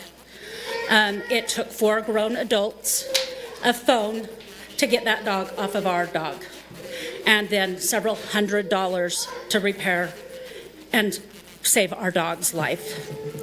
That dog, by the way, ended up having to be put down by the city ordinances because it had attacked another animal. I would hate to see any other member, whether they are a dog owner or someone who does not have dogs, have to realize that they have to put an animal down that does not deserve to be put down. They deserve to run free, but it needs to be in a fenced-in area that protects the children and the adults in the area. Every year in the United States, there are 4.5 million dog bites due to off-leash dogs. Half of those are children between the ages of 5 and 9. 25% of those are adults over the age of 65. That does not include the individuals, the elderly who are tripped, knocked down, and injured due to those dogs being off leash and them being unstable. This should remain a family area where all families can enjoy the areas. Just today, I watched an unleashed dog run through that area and chase a deer. That, to me, is not the perfect area for a dog park. I do, however, And I would love to have a city park where we can take our dogs to roam free. Thank you for your time. Okay, thank you.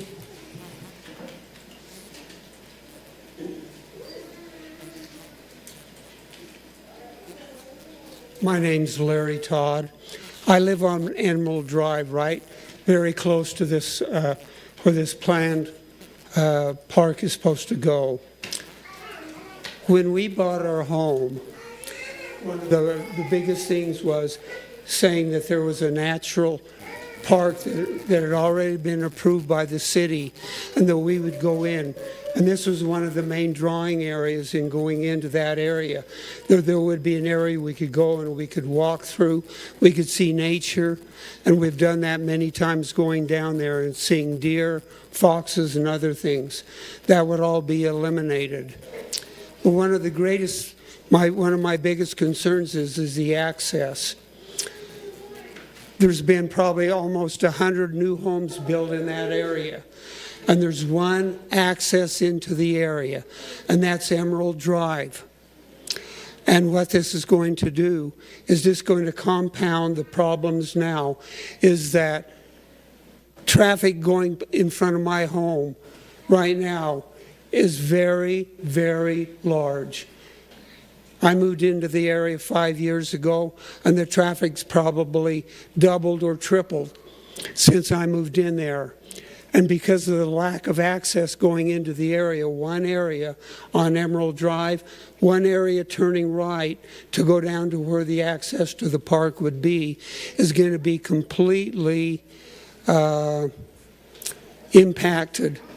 And so I would encourage you to think about just the access area, the traffic that's already a problem in that area. Thank you very much. Thank you.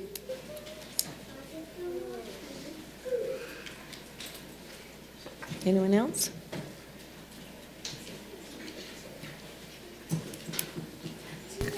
Good evening, Madam Mayor. Good evening, esteemed City Council members. I would like to speak on behalf of the youth and children living in the Eastridge Park area. My name is Caden Sweeten, and I live off of Sago Lily Court on Emerald Drive in Layton, Utah.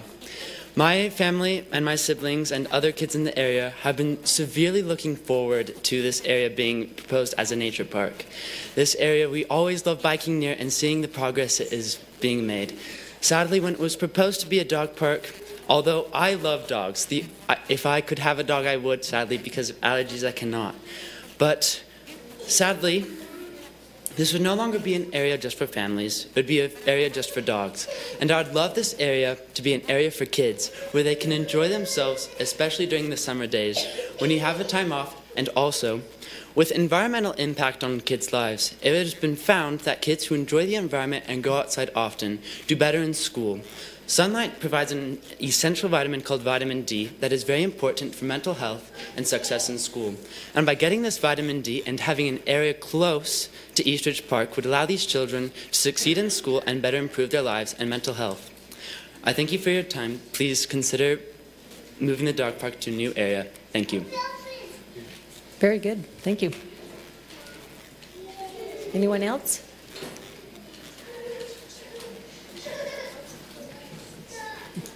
Hi, Madam Mayor. Hi there. I apologize. This is a lot of our first rodeo here at a council meeting. That's fine. I just want to share a couple thoughts as a mom. I think it's sometimes valuable to have a lot of perspectives. I need your name. What? Oh, my name. Ivy. Thanks. Bickley. Yes. Okay. And I'm going to try really hard not to beat a dead horse, because we talked about we don't need to reiterate all the same concerns over and over. Okay, I'm a current resident of Layton City, a mom of 3 young children. I'm an avid user of the Case Creek Parkway paved path. I walk or run along that path 3 to 4 times a week, sometimes more, often with my children.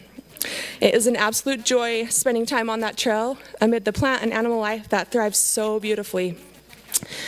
I know I speak for many of us when I say we've been looking forward to the extension of the paved trath along the south side of Antelope into the Eastridge Park area.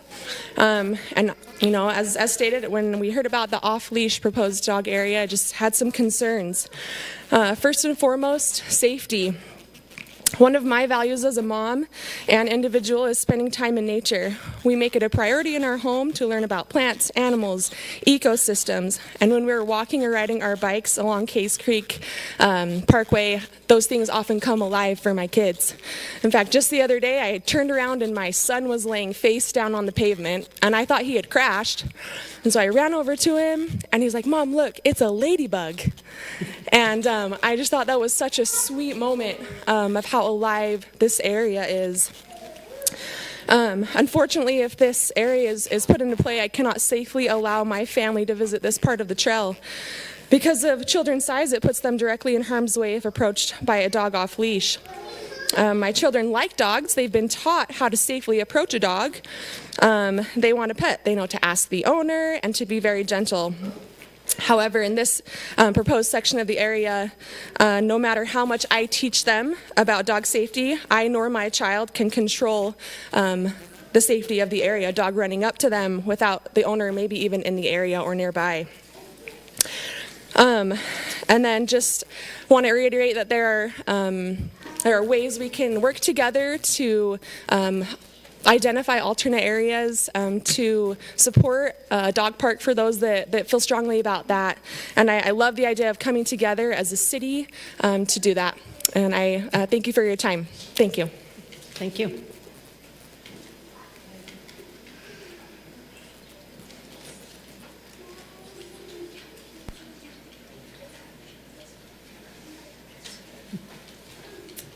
Hi, my name is Linda Cordero.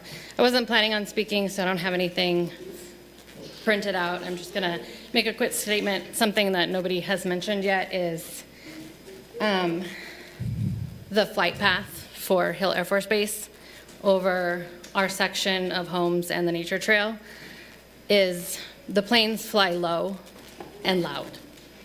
I wasn't aware of this when I bought my house. I'm new to the area. My dog has not been the same dog since we moved in. And I am that dog owner where my dog goes to doggy daycare, she goes to boarding, she's perfectly fine. She's a nice dog. But she went after my neighbor's dog. They're here. Luckily, nothing bad transpired of it. But because she's so startled by the noises, as many dogs are, she's just not the same. But I never, in a million years, would I have thought my dog would have went after my neighbor's dog. So if this dog park is unleashed, plenty of people will think that their dogs are well behaved, well trained, will be fine. As soon as that plane, sonic boom, we hear often, dogs get scared, and a scared dog is a dangerous dog. And I also have a 2-year-old granddaughter, and I don't have a fence in the back because that wasn't our intentions when we bought our home, because we wanted to live in the city but still live within nature, and that was the reason we selected the home that we did and moved out of Saratoga Springs, where it felt just too much like the city and not like nature. So that was the input that I wanted to give. Thank you. Okay. Thank you.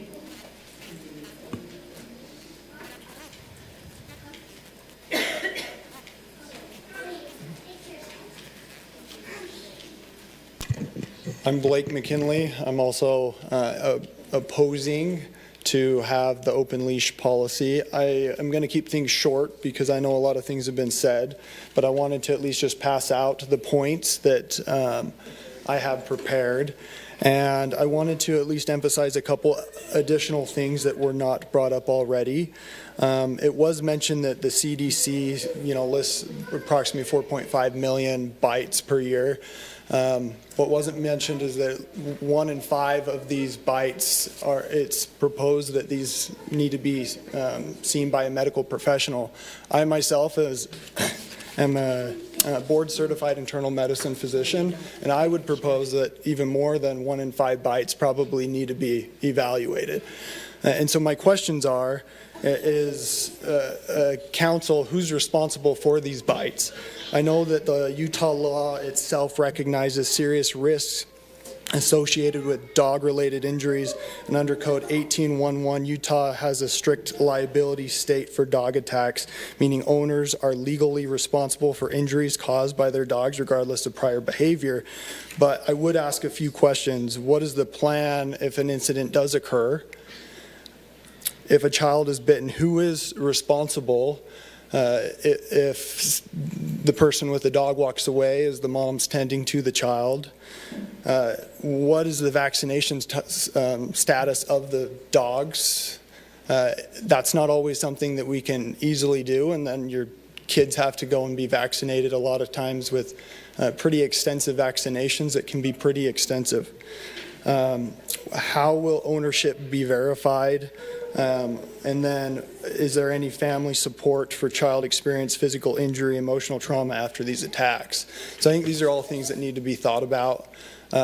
One other thing that has been kind of mentioned but not fully talked about, I'm a runner on the trails, and I will mention the dogs that I pass even on a leash.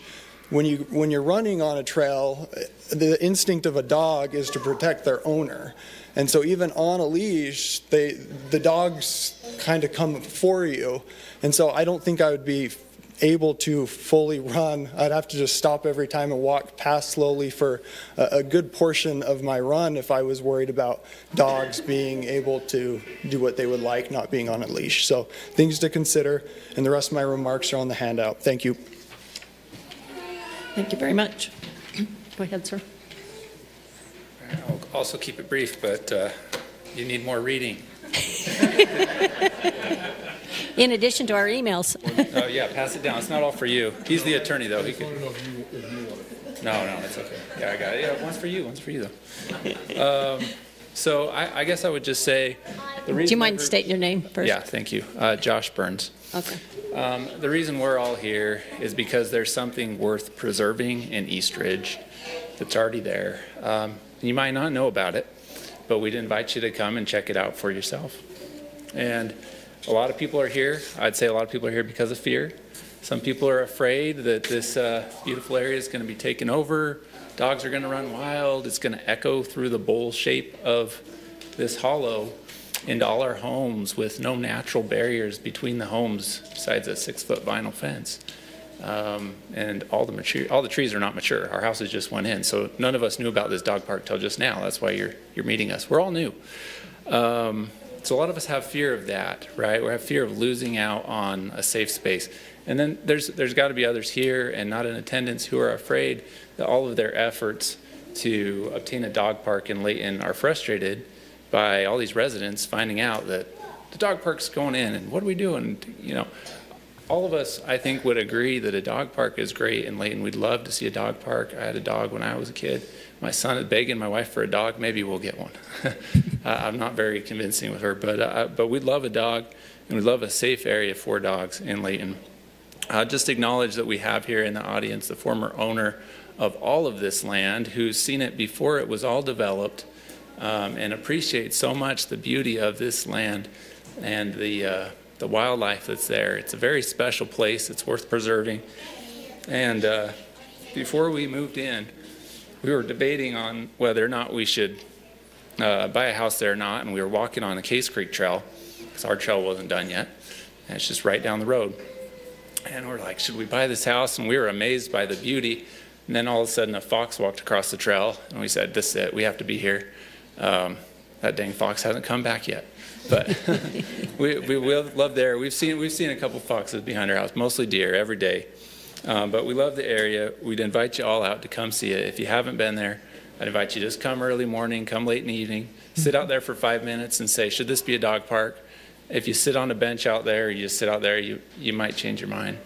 Or you might have some different thoughts. That might be a great place to go on a date night.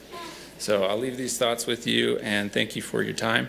And I would just say that dog owners deserve better than Eastridge Park can offer for them. They deserve a nice fenced area where they can feel safe. The dogs can run, they can have easy access, and I would also advocate for a nice dog park in Layton. Thank you. Okay. Thank you. Okay.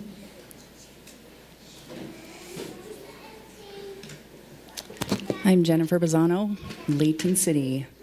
Ironically, I think we're all on the same side, right? I'm here to advocate for a dog park. I think the reason the trail system came up is because it's been so successful in Salt Lake City, behind the Capitol.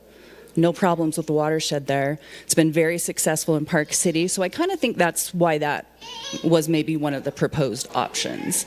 But as dog owners advocating for a dog park, it's not that or nothing. We just want somewhere for the dogs to socialize, for humans to socialize, to create community. It's just one more benefit to living in Layton City. I've lived in many cities all over the country, and I've never been in a city that has been so dog unfriendly. It's shocking. What do you mean there's not an off-leash dog park? In the 2 years we've been working towards this, Syracuse opened an off-leash dog park. North Salt Lake and Woods Cross last week opened an off-leash dog park, and they're already planning a second one east. It's that important to the community to have something off-leash. Animal control was there. Their director, I think, met with Dave Price, right? Michelle Hicks. She's a huge advocate for dog parks, and this is why. Less dog bites, less barking, less nuisance calls, less dogs off leash. If there's an off-leash dog park, if there's somewhere for them to go, it decreases the workload for animal control. They're huge advocates for dog parks. They're begging for dog parks to be put in. Dave knows that. He's talked to Michelle. It doesn't have to be there. That's not what we're asking for. We're asking for something. I pay a lot of taxes in Layton City. I built new construction. That impact fee goes 100% to Parks and Rec. That's my understanding via Parks and Rec. I don't have kids. I don't play pickleball. I don't have a trail system anywhere near my house. There's so many parks in Layton City that don't even allow dogs on leash. I respect that. I understand that. There needs to be something for all these multi-unit housing situations that are going in right and left as fast as Layton City can build them. Apartments, townhouses. What are we doing with all these dogs? We're just creating more and more problems. The benefits far outweigh. I just don't understand. It doesn't have to be there, right? It doesn't have to be there. We're all on the same page. And little kids should never be in an off-leash dog park anyway. It should be a fenced-off section for dogs and their owners with them with current vaccinations, right? No little kids should be in an off-leash dog park. They are completely separate issues. That should never be one and the same. I respect the work you guys do, and I'm so thankful that we have a great council and a great mayor. It's working towards making everybody happy. We appreciate your work. Thank you.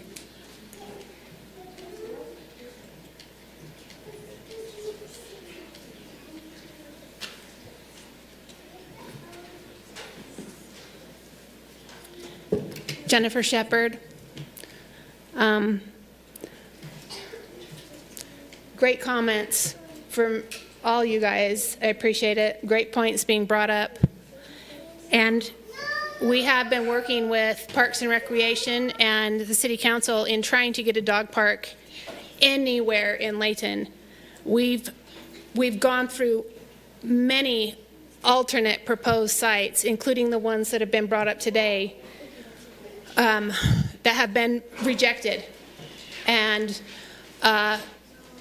it was your Parks and Recreation Department and your City Council that wanted to move forward with this particular location. And a couple points I want to bring up is that Davis County Animal Control, the director, is confident that this area can be made safe with strategic planning, and she is pleading to be involved in that. And this does not include the whole sidewalk area that you guys are jogging on and riding trikes on. It is a separate area that hopefully can be contained strategically. Dogs aren't going to run wild. They're going to be with their owners who are respectful, who want it to stay nice. And Parks and Rec and City Council knew there was going to be pushback when this place was proposed. There's going to be pushback anywhere. We all want a dog park, except for where we don't, when it's next to your house. I think we owe it to move forward with this plan and try it. If too many problems arise, we can shut it down and move to something else. But right now, there is nothing else. There is no plan B. This has been happening for the last decade. A place gets proposed, it doesn't work out, nothing happens.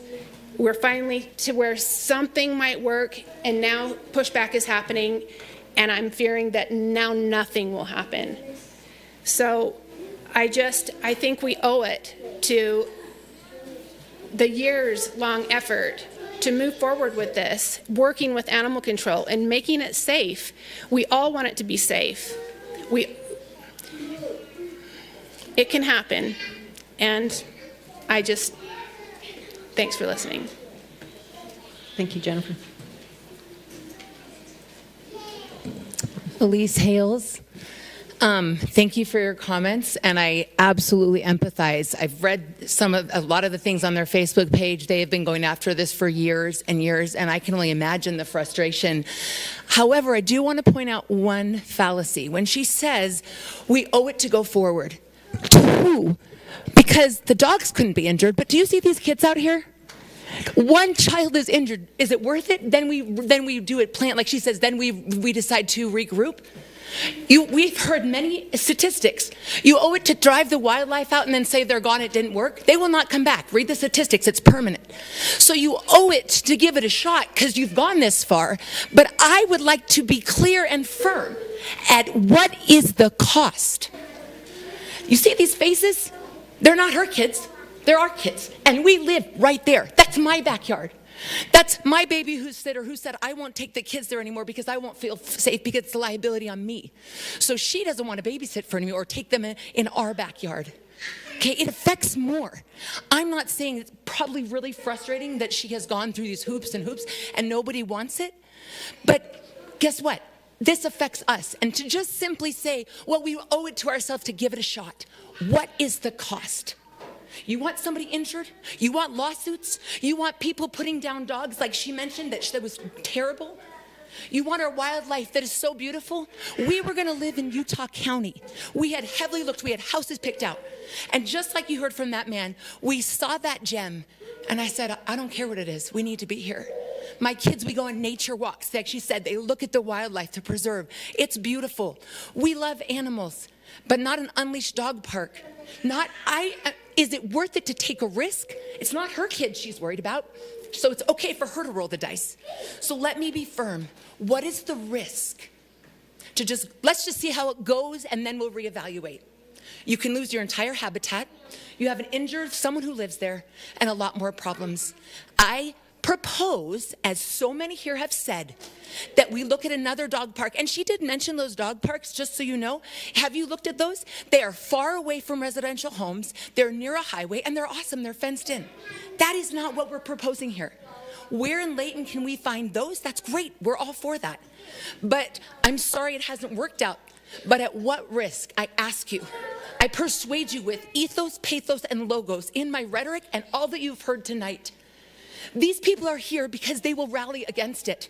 We don't want to just roll the dice and hope that we can reallocate or go back again. That's a really big risk, and not on my watch, because I will move. Because these kids, and all of them, not my kids, I know these kids, we're all a community. I love them, and I will fight for them.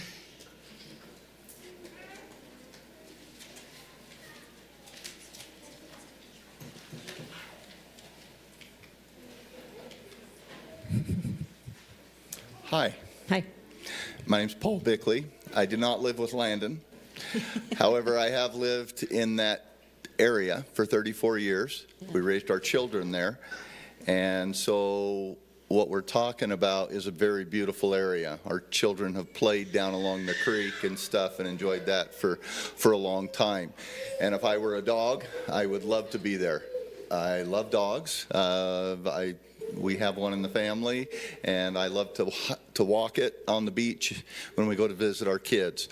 But I also am aware that there's some real big concerns because we are outdoors people, and we love being out on our bikes and stuff.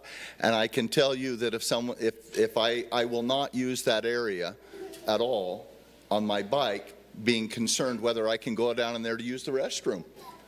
Are you going to put signs up? And if so, you're accepting the liability, because if you're concerned enough that you think we should put signage up that there's dogs unleashed, then you're accepting some liability. And does Layton City really want to do that? So I'm concerned about that. I'm really not sure, is it the right fit of a location? And if you go walk around there and look around there, it's really probably not the place to take it from the people and give it to the dogs. We probably should find a better location, would probably be my point, because of it's such a beautiful area and anyway, I'm not going to argue about having dog parks or not. I like dogs, okay? But I just think we have to address that, and I would appreciate your really being and I'm sure you will. Give it some good thought, because the area, I think, is probably better for usage for the people as we walk and hike that area all the time, and we're doing it for the joggers, the hikers, the bikers, and everybody with strollers and everything else. Anyway, it's my opinion that it's probably not the best location for that. And the other side of this is when the people bought their homes, and their dream was to be in a location looking down into there with the deer and everything else. And now after they're moved in, do they have the money to pick up and now find that same place again? Because there's not that many of them around. And that's really not, is that really fair to take and turn around and tell them that the hiking area is now really not for their family? And they live right there on top of it. And I'm grandpa, okay? And I'm concerned for myself and for these little ones stepping out that back gate. That's a risk, okay? And I want you to really think about that, okay? Because that's my grandkids. Thank you. Much.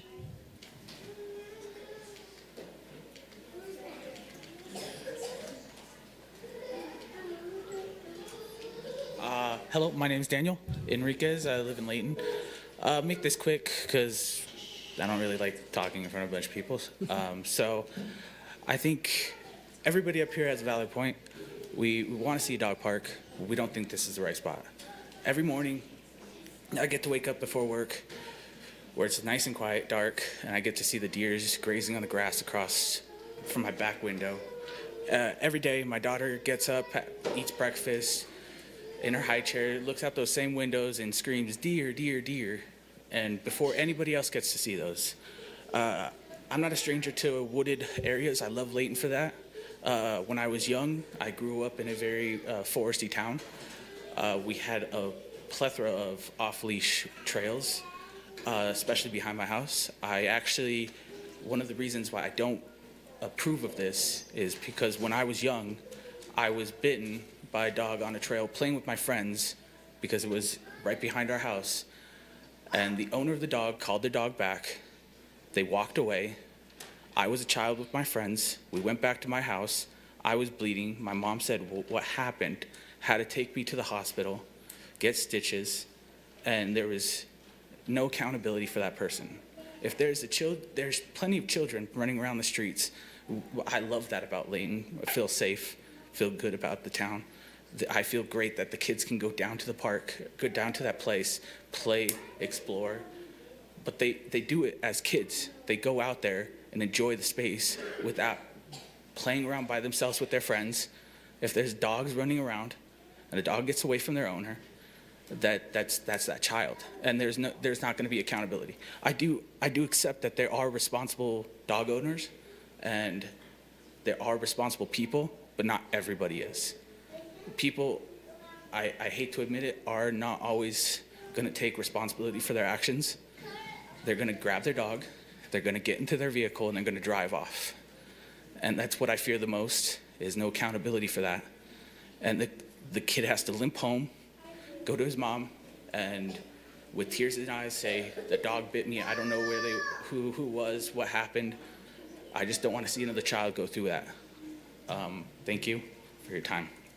Thank you.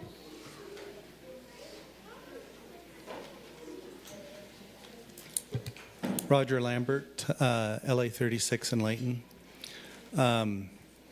As a dog owner, I enjoyed taking my dog to dog parks. Without admitting any culpability, I may have snuck it into Yellowstone National Park and other national parks periodically. But this is the wrong location. And I want to point out a slight misstatement. Most of these houses that are recently built and are still being built in the area do not have gates. They skew young, right? We've got lots of little cottages with young families. And, you know, people are spending all that they can to get into a house. The last thing they can afford is another, you know, $3,000 to $5,000 to put in a fence. And so a lot of the 60-odd houses that back up to this area have no fence. And so you're talking about an area 1.7 miles from the end of Hillfield Runway, where we have F-35s and B-17, you know, large jets landing every day at 10:30 and taking off. So we have a bad combination of area and location. You have the steep ground with the creek, with the monitoring that's been mentioned. You have lots of young families with no fences. You have the next section of the trail, which is not off-leash, and in fact, people aren't even allowed to go off the trail onto the grass. There's signs posted. And so you're setting it up for failure. Because you have different rules in different sections of the trail, and it's just not the right location. Numerous studies have shown that the presence of dogs drives off wildlife, and it's what we've moved there for. And so I'd leave that, and as I think everyone here's expressed, we want the dog park in the right location, similar to what other cities have done. And I think that's the key point. Thanks. Okay. Thank you.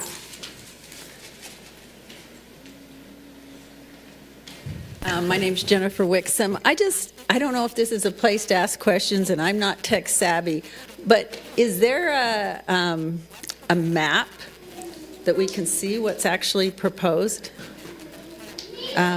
with the trail system that isn't completed yet? I mean, are you guys familiar with what's going on with the trail system there? Part of it's closed because it's unsafe. Between Antelope and the end of the cul-de-sac where the entrance to the dog park is. So I'm kind of concerned, along with the dog park being there, if this is an unfenced dog park, we also have an unfinished trail system that nobody seems to really have any answers, am I correct, on to what that finished project is going to look like as it is now and has been kind of changed over the last 5 years. Do you guys know what I'm talking about? You're nodding your head yes. Yeah, and I don't know if you heard the beginning statement. You're not going to get an answer tonight, but go ahead and ask your questions, and we'll make sure they get addressed. My question is there somewhere that we can go as citizens and see that trail system that would intersect with that dog park, if we can see what this proposal actually looks like, so that we can see what we're talking about, and then the safety of that whole trail between Antelope that would fit into the dog park, then come up, it comes out almost at Emerald Drive. There's kind of a loop in there, and nobody has a clear idea of what that is supposed to look like. It's been moved several times as that area is developed, and I would like to see what that looks like. If there's something in a website, can we come down to the city and look at that?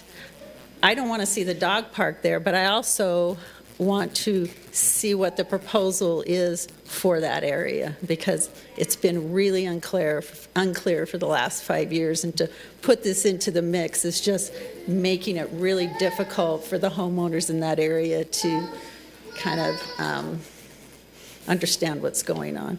So anyway, so I just go to the city? Can you answer? I mean, how do I get that information real quick? Do I go to the city? Do I come down here and knock on a door?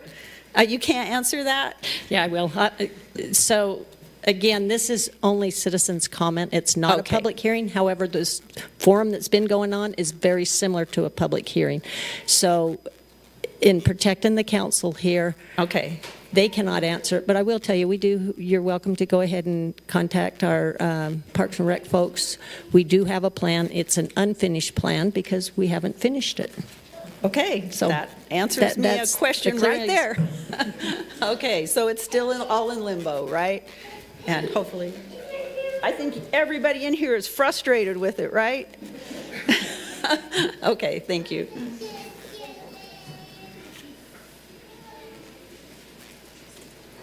Good evening, Madam Mayor, ladies and gentlemen of the council. My name is Troy Baggs. I live in the Eastridge area. I'll keep my comments very brief. I bring up 3 points that have maybe not been discussed enough tonight.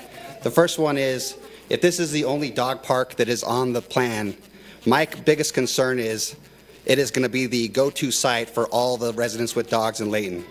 And I think that area, and I would wonder if that area, the roads going in there, the park itself, the parking lot, was designed to accommodate that amount of traffic to be that one single destination for all dog owners. Another thing to consider that was mentioned earlier is dog owners are responsible, some are not. We can't guarantee who is responsible or not, but the big thing is when you have a 9-acre site that is in this proposal, there's no way that one person can monitor one or even multiple dogs to ensure that the waste is being cleaned up, that they're staying within a reasonable distance and not interfering with other hikers, children, elderly, disabled. Another thing to consider is when you put a off-leash dog park in this area, you're placing the burden of policing that area on the local residents. Is the animal care, are they going to post extra patrols there to make sure everything is being handled correctly and safely? Or is the police department going to patrol that area more to make sure dog owners are cleaning up their waste and not having noise and other nuisance complaints? I have asked the council to consider those 3 points when they're considering this future dog park. Thank you for your time. Thank you. Okay, are there any others? Thank you. Matt Kister, Layton residents. As I listened to everyone here, my worry, and maybe it's just piggybacking, so I'm not meaning to just kind of repeat things, but 9 acres if I'm correct. So the minute a dog jumps out of a truck and goes 9 acres away, and as one of the women who's the pro dog leash for this area, let's see what happens. My logic, and I would think everybody would agree, 9 acres that dog runs, where I'm there with my 2-year-old granddaughter. A jet flies by. My granddaughter runs to me because a jet scares her. The dog attacks. That probably a good dog owner. 9 acres away. What's going to happen to my 2-year-old, to your grandchildren, to your children, going to that park for 9 acres for that? I could only imagine how horrible that dog owner would be feeling as that dog is tearing apart that 2-year-old, that 10-year-old. It's not a matter if, it's when. We all know it. They're wild animals. And even the best of dog owners, and I love dogs, it's going to happen. They're off leash, no fences. We are told to bring our children there. This is a multiple use. We're told it's safe. We will believe you that it's safe. We will have our 2-year-old grandbabies there. Our 10-year-olds riding their bikes there. We all know what's going to happen. Please, let's keep it in a fenced area. Thank you. Okay, thank you.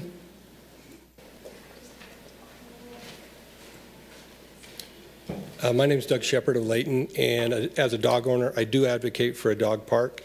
And I love the comment of get animal control involved. They've had experience. They've seen these things. They have expertise in being able to help mitigate the risk. None of us, dog owners, non-dog owners, we want to minimize the risk that bad things happen. But it's amazing that there are a number of cities around that have been able to make it work.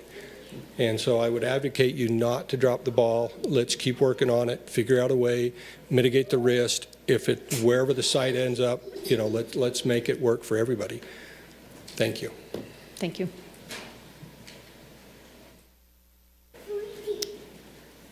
Okay. I think that's a good note to end on there, because that's exactly what we hope to do, is to be able to and effective for everyone.